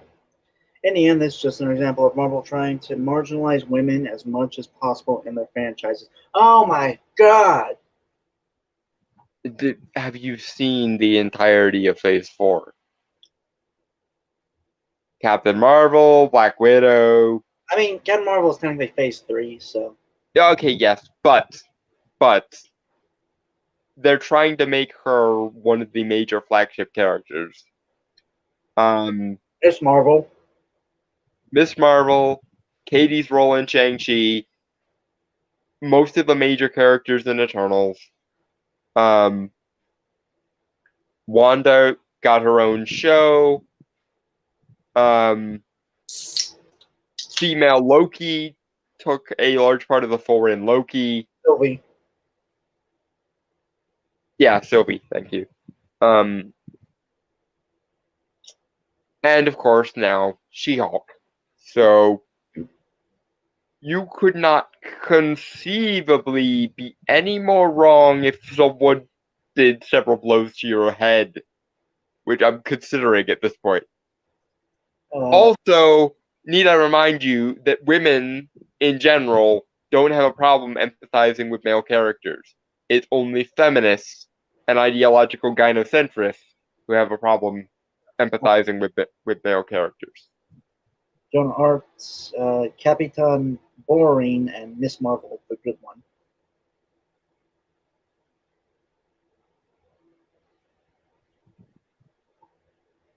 I mean, true, but that's not it. But that's not here nor there. Anyway, moving on, or anything else to say? No, moving on because I can't even with this. It gets worse. Oh dear. They are the comic relief, the villain, someone's love interest, or someone's mother. But if they are the hero, they rarely get much time being, well, heroic. Okay, and that's more so fault on the writers than anything. And also, do we need to point out that there are more than 30, or rather almost 30 MCU movies at this point? Just because this single movie does not center women enough to your liking does not mean there aren't movies that do. I mean, Black Widow got her own movie. Captain Marvel, for the sake of my sanity, probably shouldn't have gotten her own movie, but did. Again, most of the characters of any import in Eternals. Katie's role in Shang-Chi, as well as what was his sister's name that I can't remember. But she actually takes over the Mandarin's empire and runs a fight club, basically. I don't remember her name. I'm sorry. But yeah, both Awkwafina's character, who was Shang-Chi's best friend, and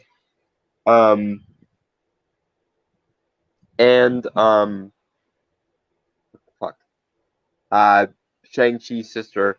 Also, Jane Foster's Thor in Love and Thunder, and Gore's daughter in Love and Thunder, who is now definitely going to be a hero. Yeah.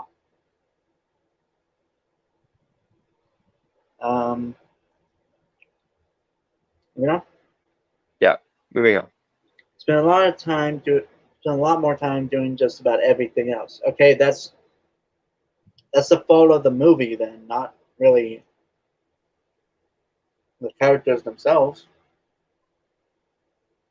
But incidentally, it's not the fault of the movie, because if you get outside of this headspace where you can magically believe that characters having emotional ties to each other is not important for some reason, Wanda's arc is entirely reasonable, as is America's, as is Christine's, and all of these female characters are the measuring stick by which we judge the heroic powers and abilities of Doctor Strange, which doesn't seem to be particularly unreasonable when you consider that it's supposed to be a Doctor Strange movie, first and foremost. Chrononaut, the writer uses bananas in interesting ways, and none of the movies compare to the first Iron Man.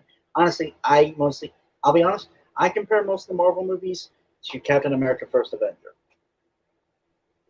Yeah, that's one of the best ones, to be honest with you. It's my number 3 in my MCU ranking.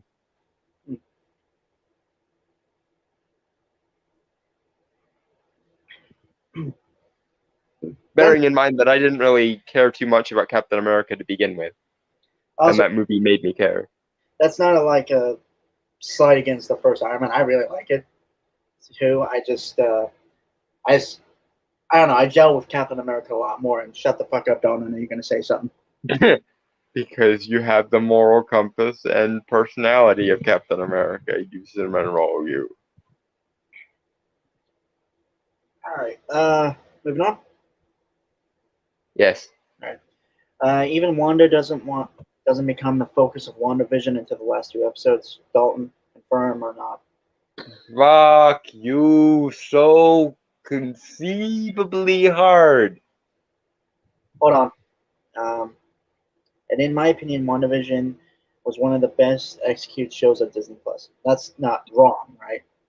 No, it is one of the better ones. But more to the point, she controls an entire subsection of reality for that entire show. And every instance of that show is about her grief and how she is working through it. Speaking of women that have been used well in the MCU, and yes, I know she's a villain, but Agatha Harkness is awesome. And she, despite the fact that Doctor Strange probably should have been there helping Wanda, was the one to eventually pull Wanda out of her grief. So surely that must pass the Bechdel test at least. Or not, we need a Hulk movie so they lose the writers' room. We know they can't write Hulk. It would bomb. Well, they can't do a Hulk movie because Universal won't share the rights like Sony did, and they won't give the rights back. That's why they have to make Hulk a side character in movies instead of giving him his own. That's why they threw aspects of World War Planet not Hulk. World. Yeah, thank you. Planet Hulk.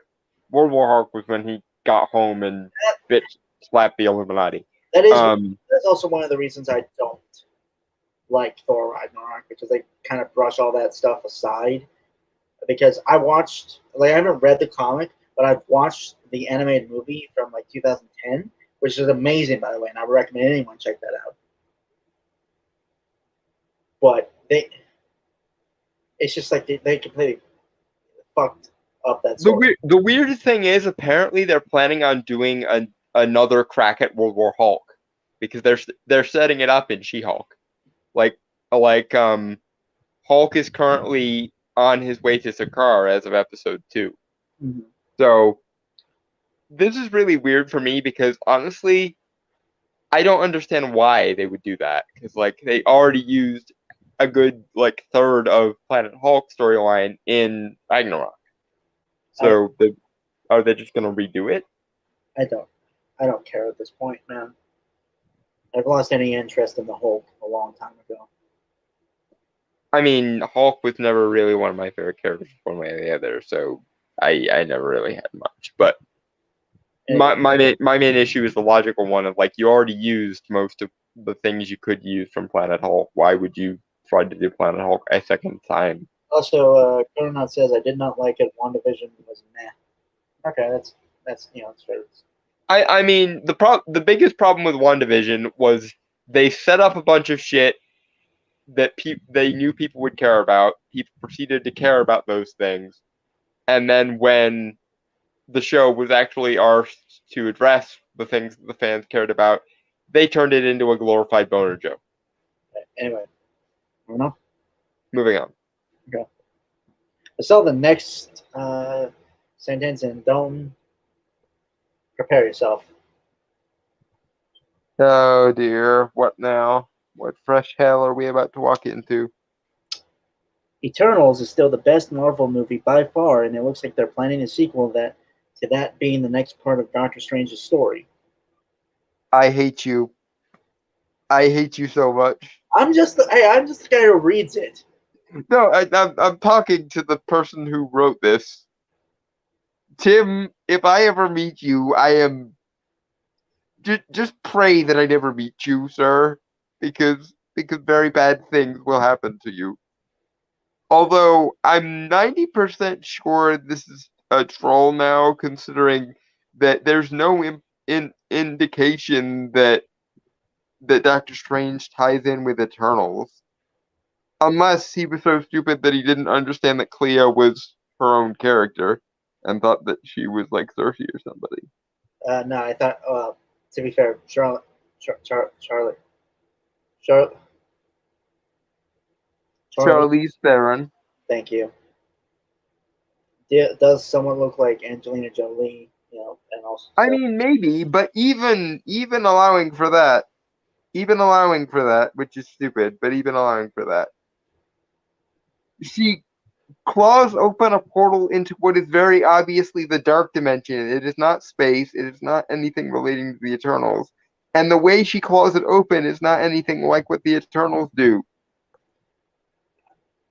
I don't know, man. Chrononaut, can we have what the writer here is writing and the money he was paid to write this? I honestly, I'd rather just shoot him in the head, because that's just. Okay. He missed. I think he misspelled something. Can we have what the writer here is smoking and the bribe he was paid to write this? I don't want what he's smoking. What he's smoking is making him stupid. I don't smoke on general principle, so. Like, I mean, there are good psychedelic drugs, but this guy seemed like he is in the middle of a very, very bad trip. Also, I am against bribes.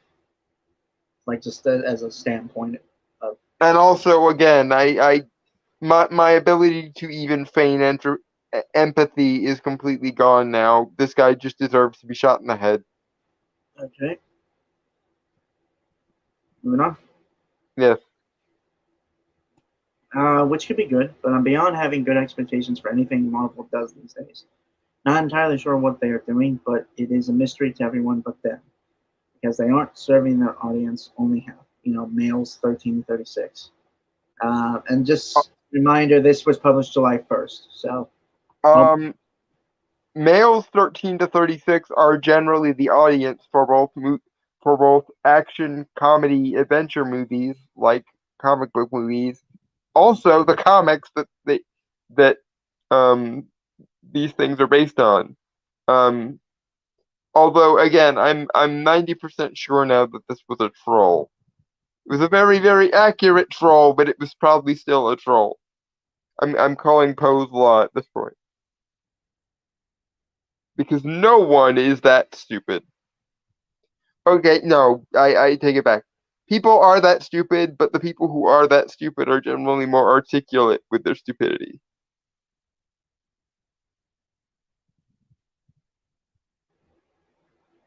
Okay, John Arts, they didn't put the best line from the America comics.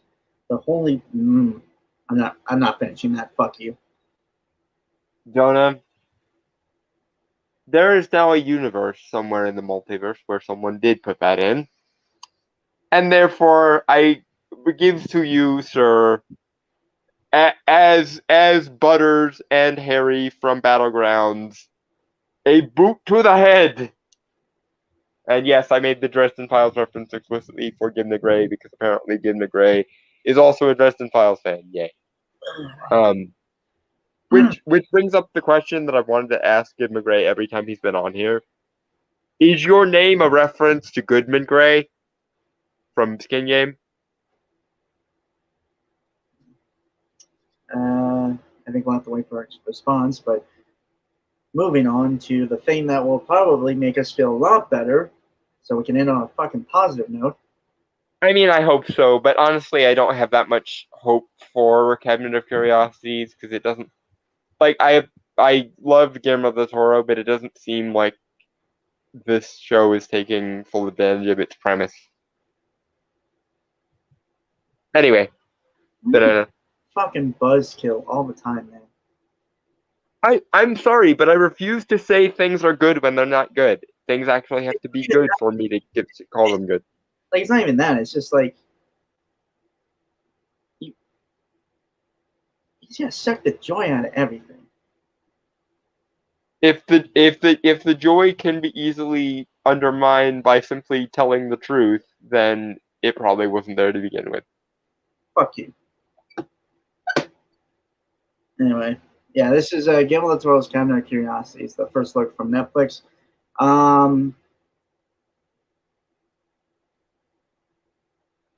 Banana. Sorry, Chrononaut just said something in the comments.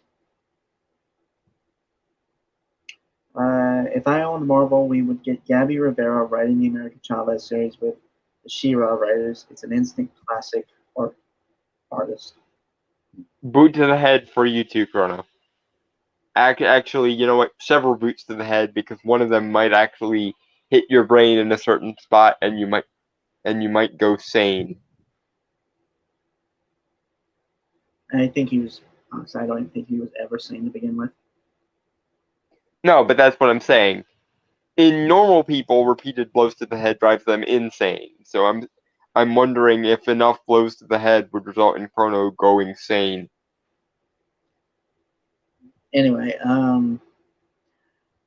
mean, like, I don't know. I get like kind of a Twilight Zone feel of this, somewhat. Maybe I'm disappointed mostly because I know Guillermo del Toro. Like he wrote his autobiography that is also a collection of his like notebooks is called Cabinet of Curiosities. So I know he knows what a Cabinet of Curiosities is. So the fact that it's basically just a glorified anthology show and it isn't even an anthology connected by a Cabinet of Curiosities, because here's what I would like the show to be. We would see an actual Cabinet of Curiosities, and each object within the Cabinet of Curiosities would tie into a story, and then that would be the basis for the episode. I don't care. All right, Chrono. We're gonna read these last two here and then move on. Or then play the actual trailer. Okay. It would drive views from hate watching and the whole YouTube industry. Yeah, but it would also cause everyone pain. And I'm sick of bad art for the sake of bad art. I want good things. Yeah. I'm sick. When many people say bad publicity is not good publicity. It's not. It's useful in the short term, but it ultimately creates bad things. Yeah. Anyway. And we've had enough of all the badness that the world can offer. We want good shit. Shall we? Yes, banana. Yeah, no, I'm not even gonna try. Banana.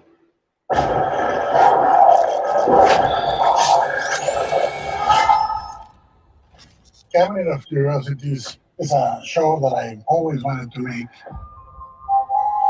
In this anthology, we gave ownership of each episode to the directors.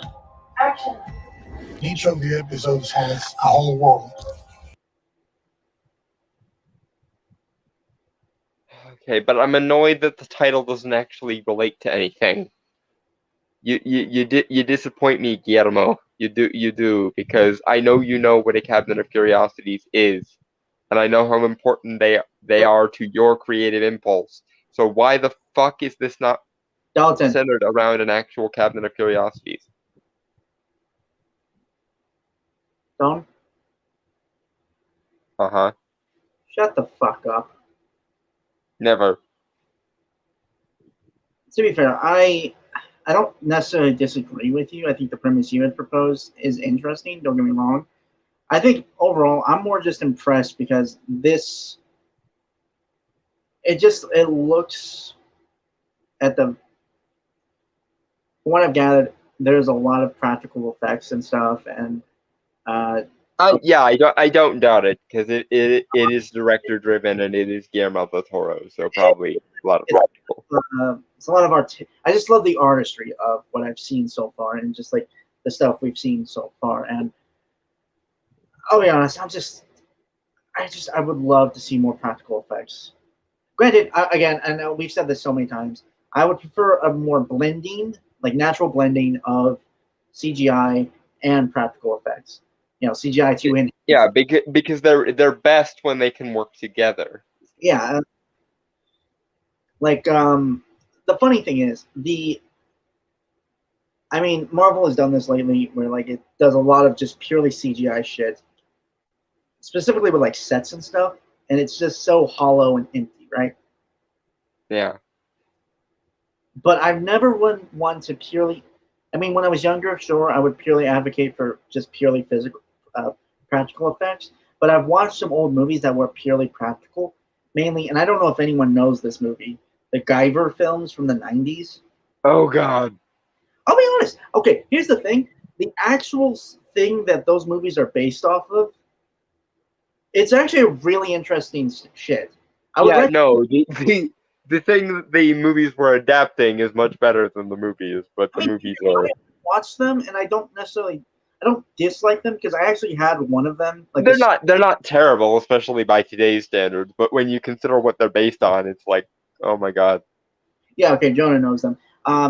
To be fair, I always picture them as like legit. Like it's the okay. Here's the thing: I hate that R-rated Power Rangers fan film that came out a few years ago because to me it just seems like overly edgy. But the Guyver, for some reason, if one was to do an R-rated Power Rangers or Tokusatsu stuff, that's how I think it would go. That's what I would prefer to go. Honestly, though, I didn't mind the Power Slash Rangers movie from or fan film from a couple of years I ago. think the main issue is like it doesn't. It has interesting ideas. Don't get me wrong, you know, and it addresses some things that are dark within the Power Rangers universe that I never really brought up.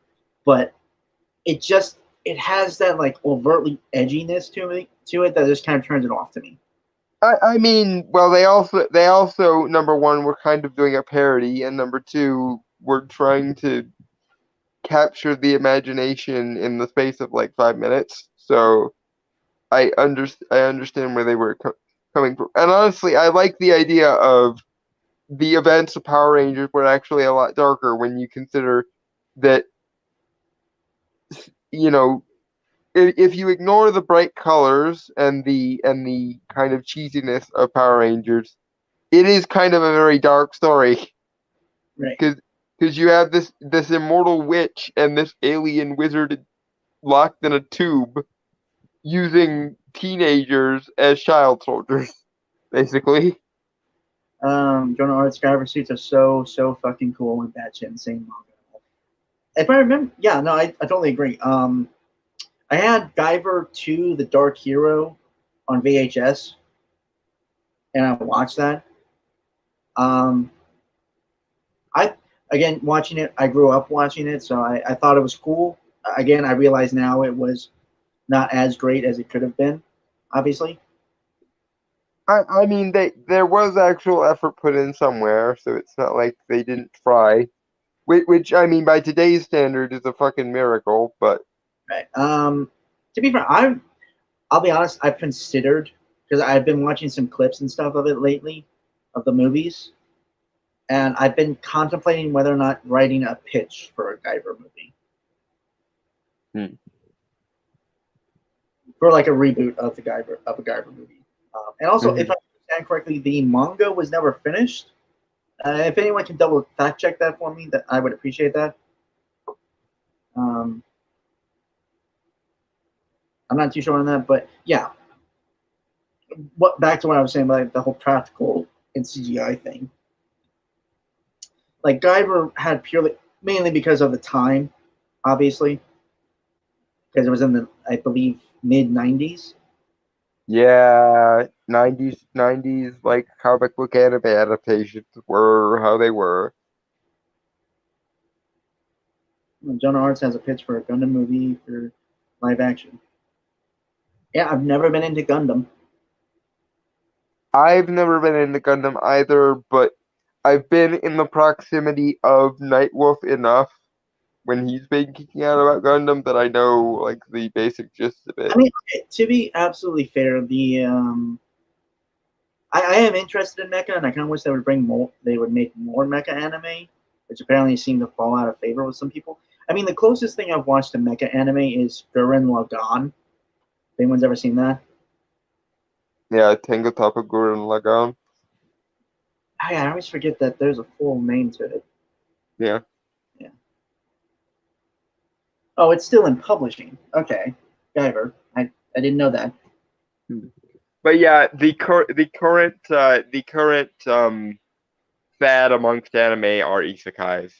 I really want the isekai genre to die, but it can die. Okay. It can die.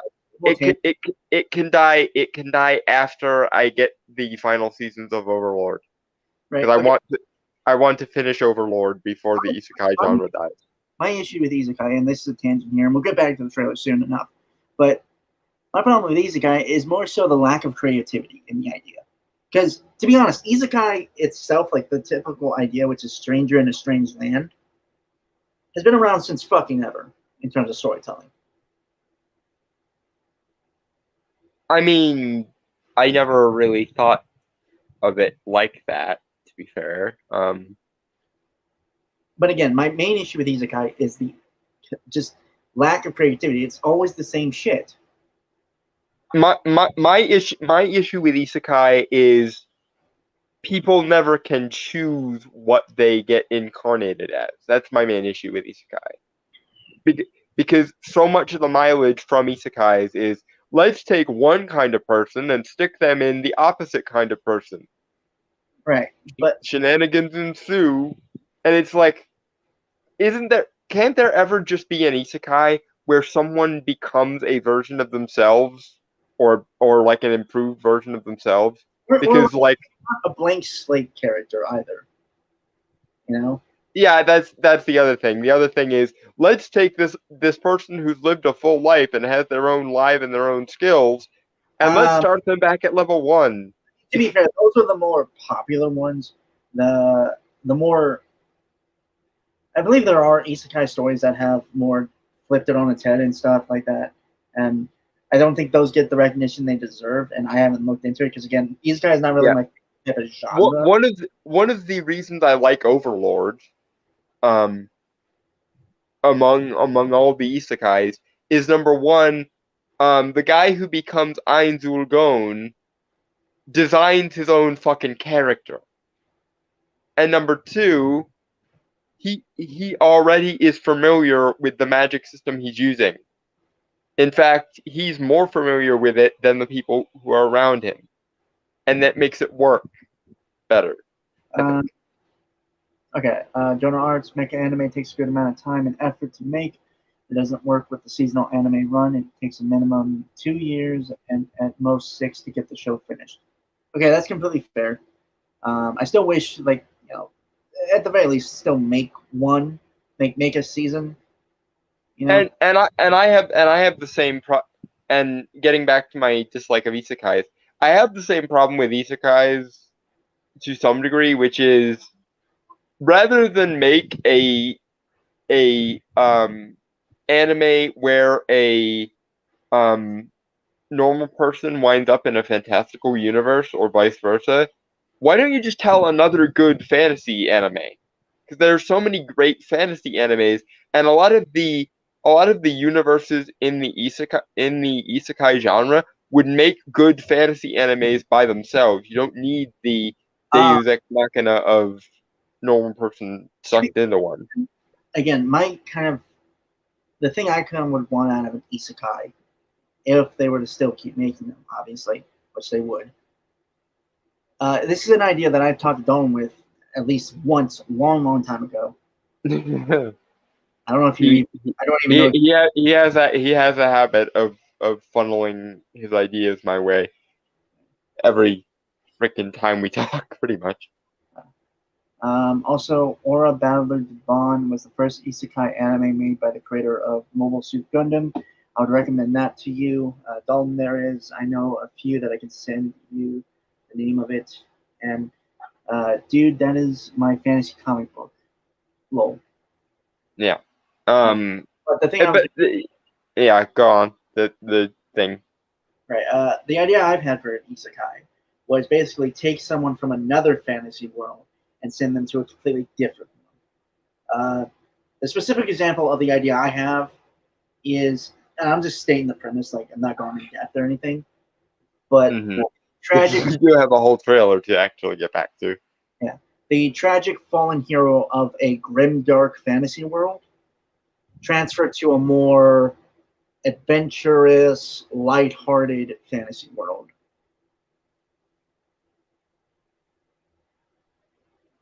Yeah. Anyway, back to Del Toro and his Cabinet of Curiosities, or the show that he's calling Cabinet of Curiosities, even though apparently there's no fucking cabinet. Well, sorry, something just popped in my mind. If we're doing isekai, like it's always fantasy, you know. Why not something else like sci-fi or? No, there are plenty of non-fantasy isekais. There are technically.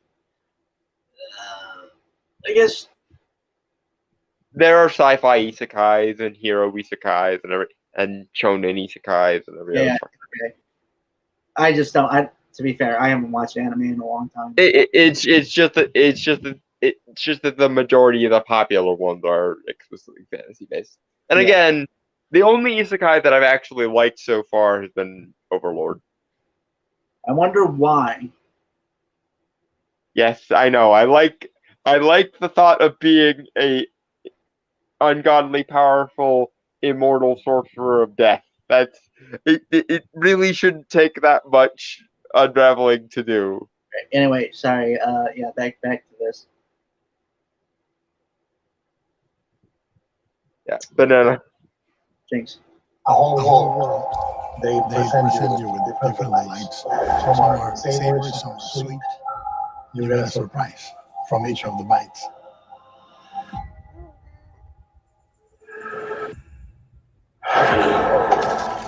We wanted to create. Okay, if anything, I just love the tone and just the music for this, which I hope they keep in the actual show. I'm sure they will. Even Netflix isn't that. Oh well, I would say even Netflix isn't that stupid, but look what they did with Sandman. So I apologize for being slightly black-pilled, but they ruined my favorite comic, god damn it, and they ruined my favorite comic with the permission of the person who made it. So I'm black-pilled at this. Again, don't worry. Both for Dalton and to our audience, we will at some point in the near future, possibly in October, do a full review of Sandman. I still need to obtain Netflix, or at the very least, I can just binge a bunch of clips. And I'm seriously considering just sending him my Netflix password so he can use it.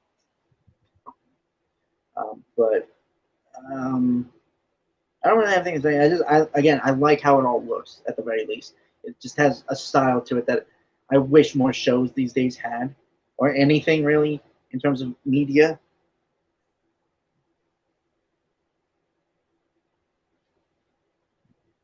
You know what I mean? Mm-hmm. Yeah. I appreciate that, John Arts, but to be honest, I'm just lazy, and I should just like get one of those like monthly cards for Netflix and just like do that. If you want to talk about like, because honestly, I don't really see a lot of points because there isn't really like a lot on Netflix lately that interests I mean, at the very least, you'll be able to watch Umbrella Academy season 3. when you get it. So Yeah, that's true. Also, the day shift. You know, I really want to see that. I've heard good things about that. To be fair. Anyway, shall we? Banana. Banana. Beautiful, practical creatures. With all the artistry that goes into creating a great monster, we achieved some of the most remarkable images in the series. With Cabinet of Curiosity. And again, I vibe with what he's saying. I just wish he was talking more about the actual, because there's the idea of a cabinet of curiosities is just generally cool.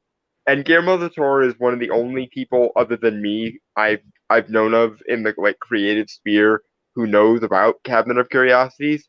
So if this were me, I would be talking about how important like objects, especially objects related to the dark, macabre, and fantastical are, and that's how I would have sold it. Like I guess my issue is I'm looking at this like it's Guillermo del Toro's pitch for the series, and maybe it's not. Maybe Netflix is just sucking at selling things again, but it just strikes me that Cabinet of Curiosity should be more than just a name for the anthology. It should also be part of the premise. Because, quite frankly, I think Cabinets of Curiosities and Cabinets of Wonders and Wondercrammers and all the other names for Cabinets of Curiosities, they seriously need to make a comeback. If for no other reason, then they are the best case for objects and parts of fantastical creatures having intrinsic value to them. And I think, if anything, that would, if somebody actually made something with a premise that actually revolved around an actual Cabinet of Curiosities, I think that would pull the deconstructionalist, critical theorist, Jungian douchebags heads out of their asses and force them to acknowledge that the value of a given thing is contained within the goddamn thing itself. Okay. John Arts, get a VPN, and you can have access to the full Netflix library. I don't think that would work on my computer, to be honest. Just due to the age of it. Chrononaut, Dark Objects, Snort. The line between chaos and dark. What is it? There are many. You can be dark and still be orderly. I mean that's sort of Queen Mav's entire thing. She is the queen of dark predatory reason. Didn't you say last week that Chrono was a chaos magician? Or yes, something? and he revels in his chaotic ways.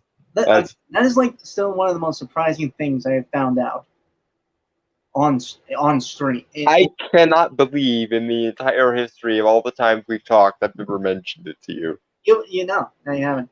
Jonah Arntz, Netflix never really had a good marketing team for getting traction for their shows or Netflix originals. That is actually true.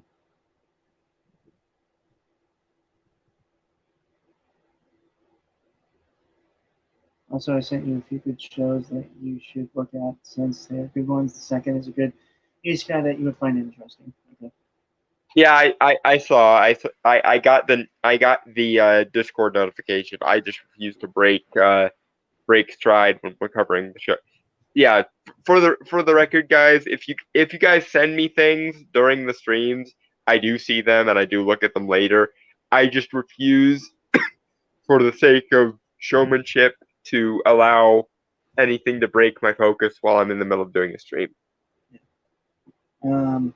Because usually I'm mid rant anyway. So.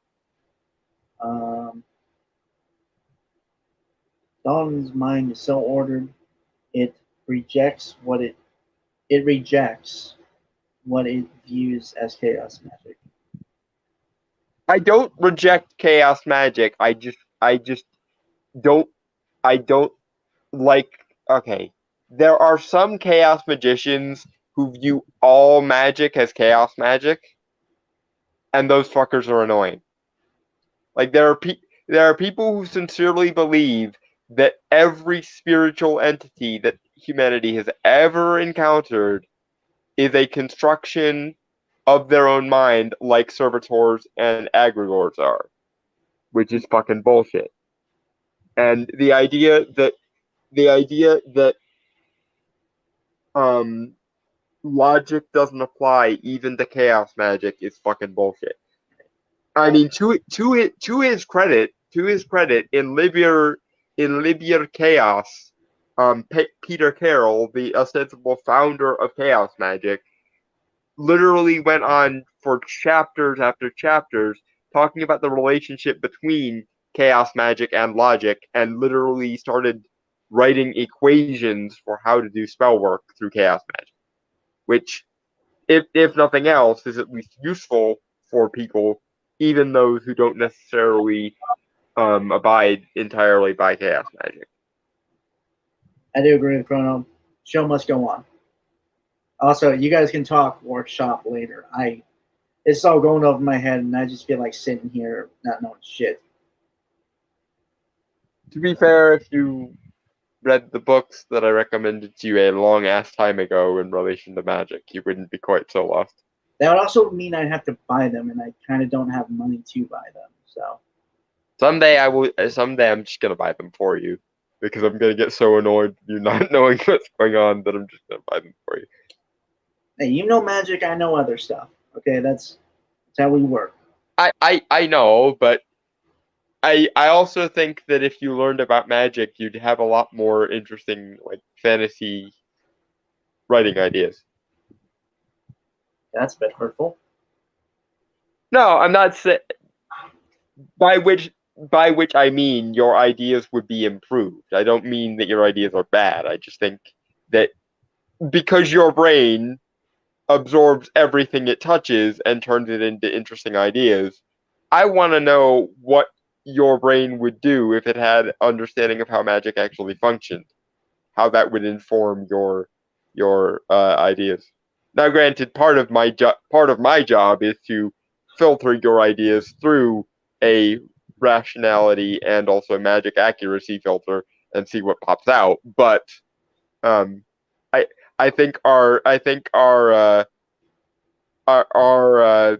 process would be even more improved if you had at least some idea of how magic actually works. So, Banana? Banana. It is. What I'm trying to say is, look, the world is beautiful and horrible at exactly the same time.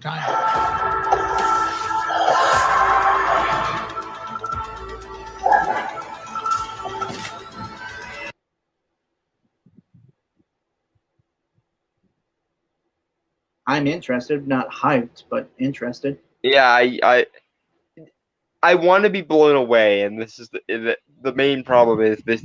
I know what Guillermo del Toro can do when he's actually on a streak, when he's actually on a hit of inspiration, and this just is not looking very inspired to me. And granted, that might just be Netflix being dumb, but it also might just be that even Guillermo del Toro can have a bad day occasionally. John Arts, well, you only know European magic and not, I assume, Eastern mysticism? No, you have slandered me, sir. I have studied all forms of magic that I could get my hands on for 16 freaking years, which includes magic that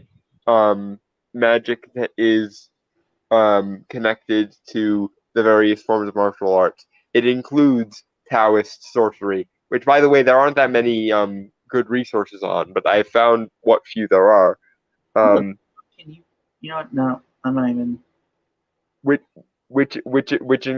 includes Tai Chi and Qigong and what's referred to as thunder magic or translated as thunder magic from various like Taoist and Confucian traditions of magic. So, you are wrong, sir. I know plenty about the Eastern mysteries as well.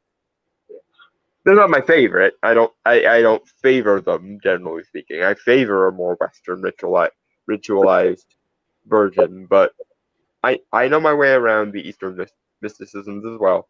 Anyway, Hell, I've gone on 20-minute rants before about how Eastern mysticism influenced Doctor Strange is. So don't be pulling that shit.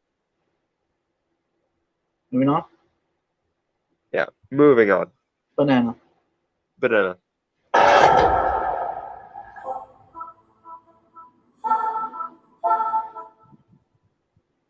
October 25th. I mean, it makes sense that it would come out around Halloween. Why they didn't save Sandman for around Halloween, I'll never fucking know. Stupid. Yeah, again, Netflix and or Neil Gaiman are being dumb.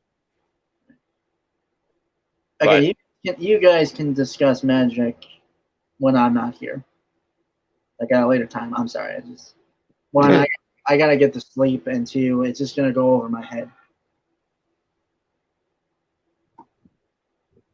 But yeah, I mean, again, I'm interested, because it's Guillermo del Toro. I don't think it's gonna be bad. No, there's no conceivable way it's going to be bad. I just don't think it's going to be the epically awesome thing that I thought of the very second that I heard Guillermo del Toro was making a series called Cabinet of Curiosities. So with that, folks, I want to say goodbye, adios, aloha, auf Wiedersehen, sayonara, peace, cheers, and Shalom. Now fuck off.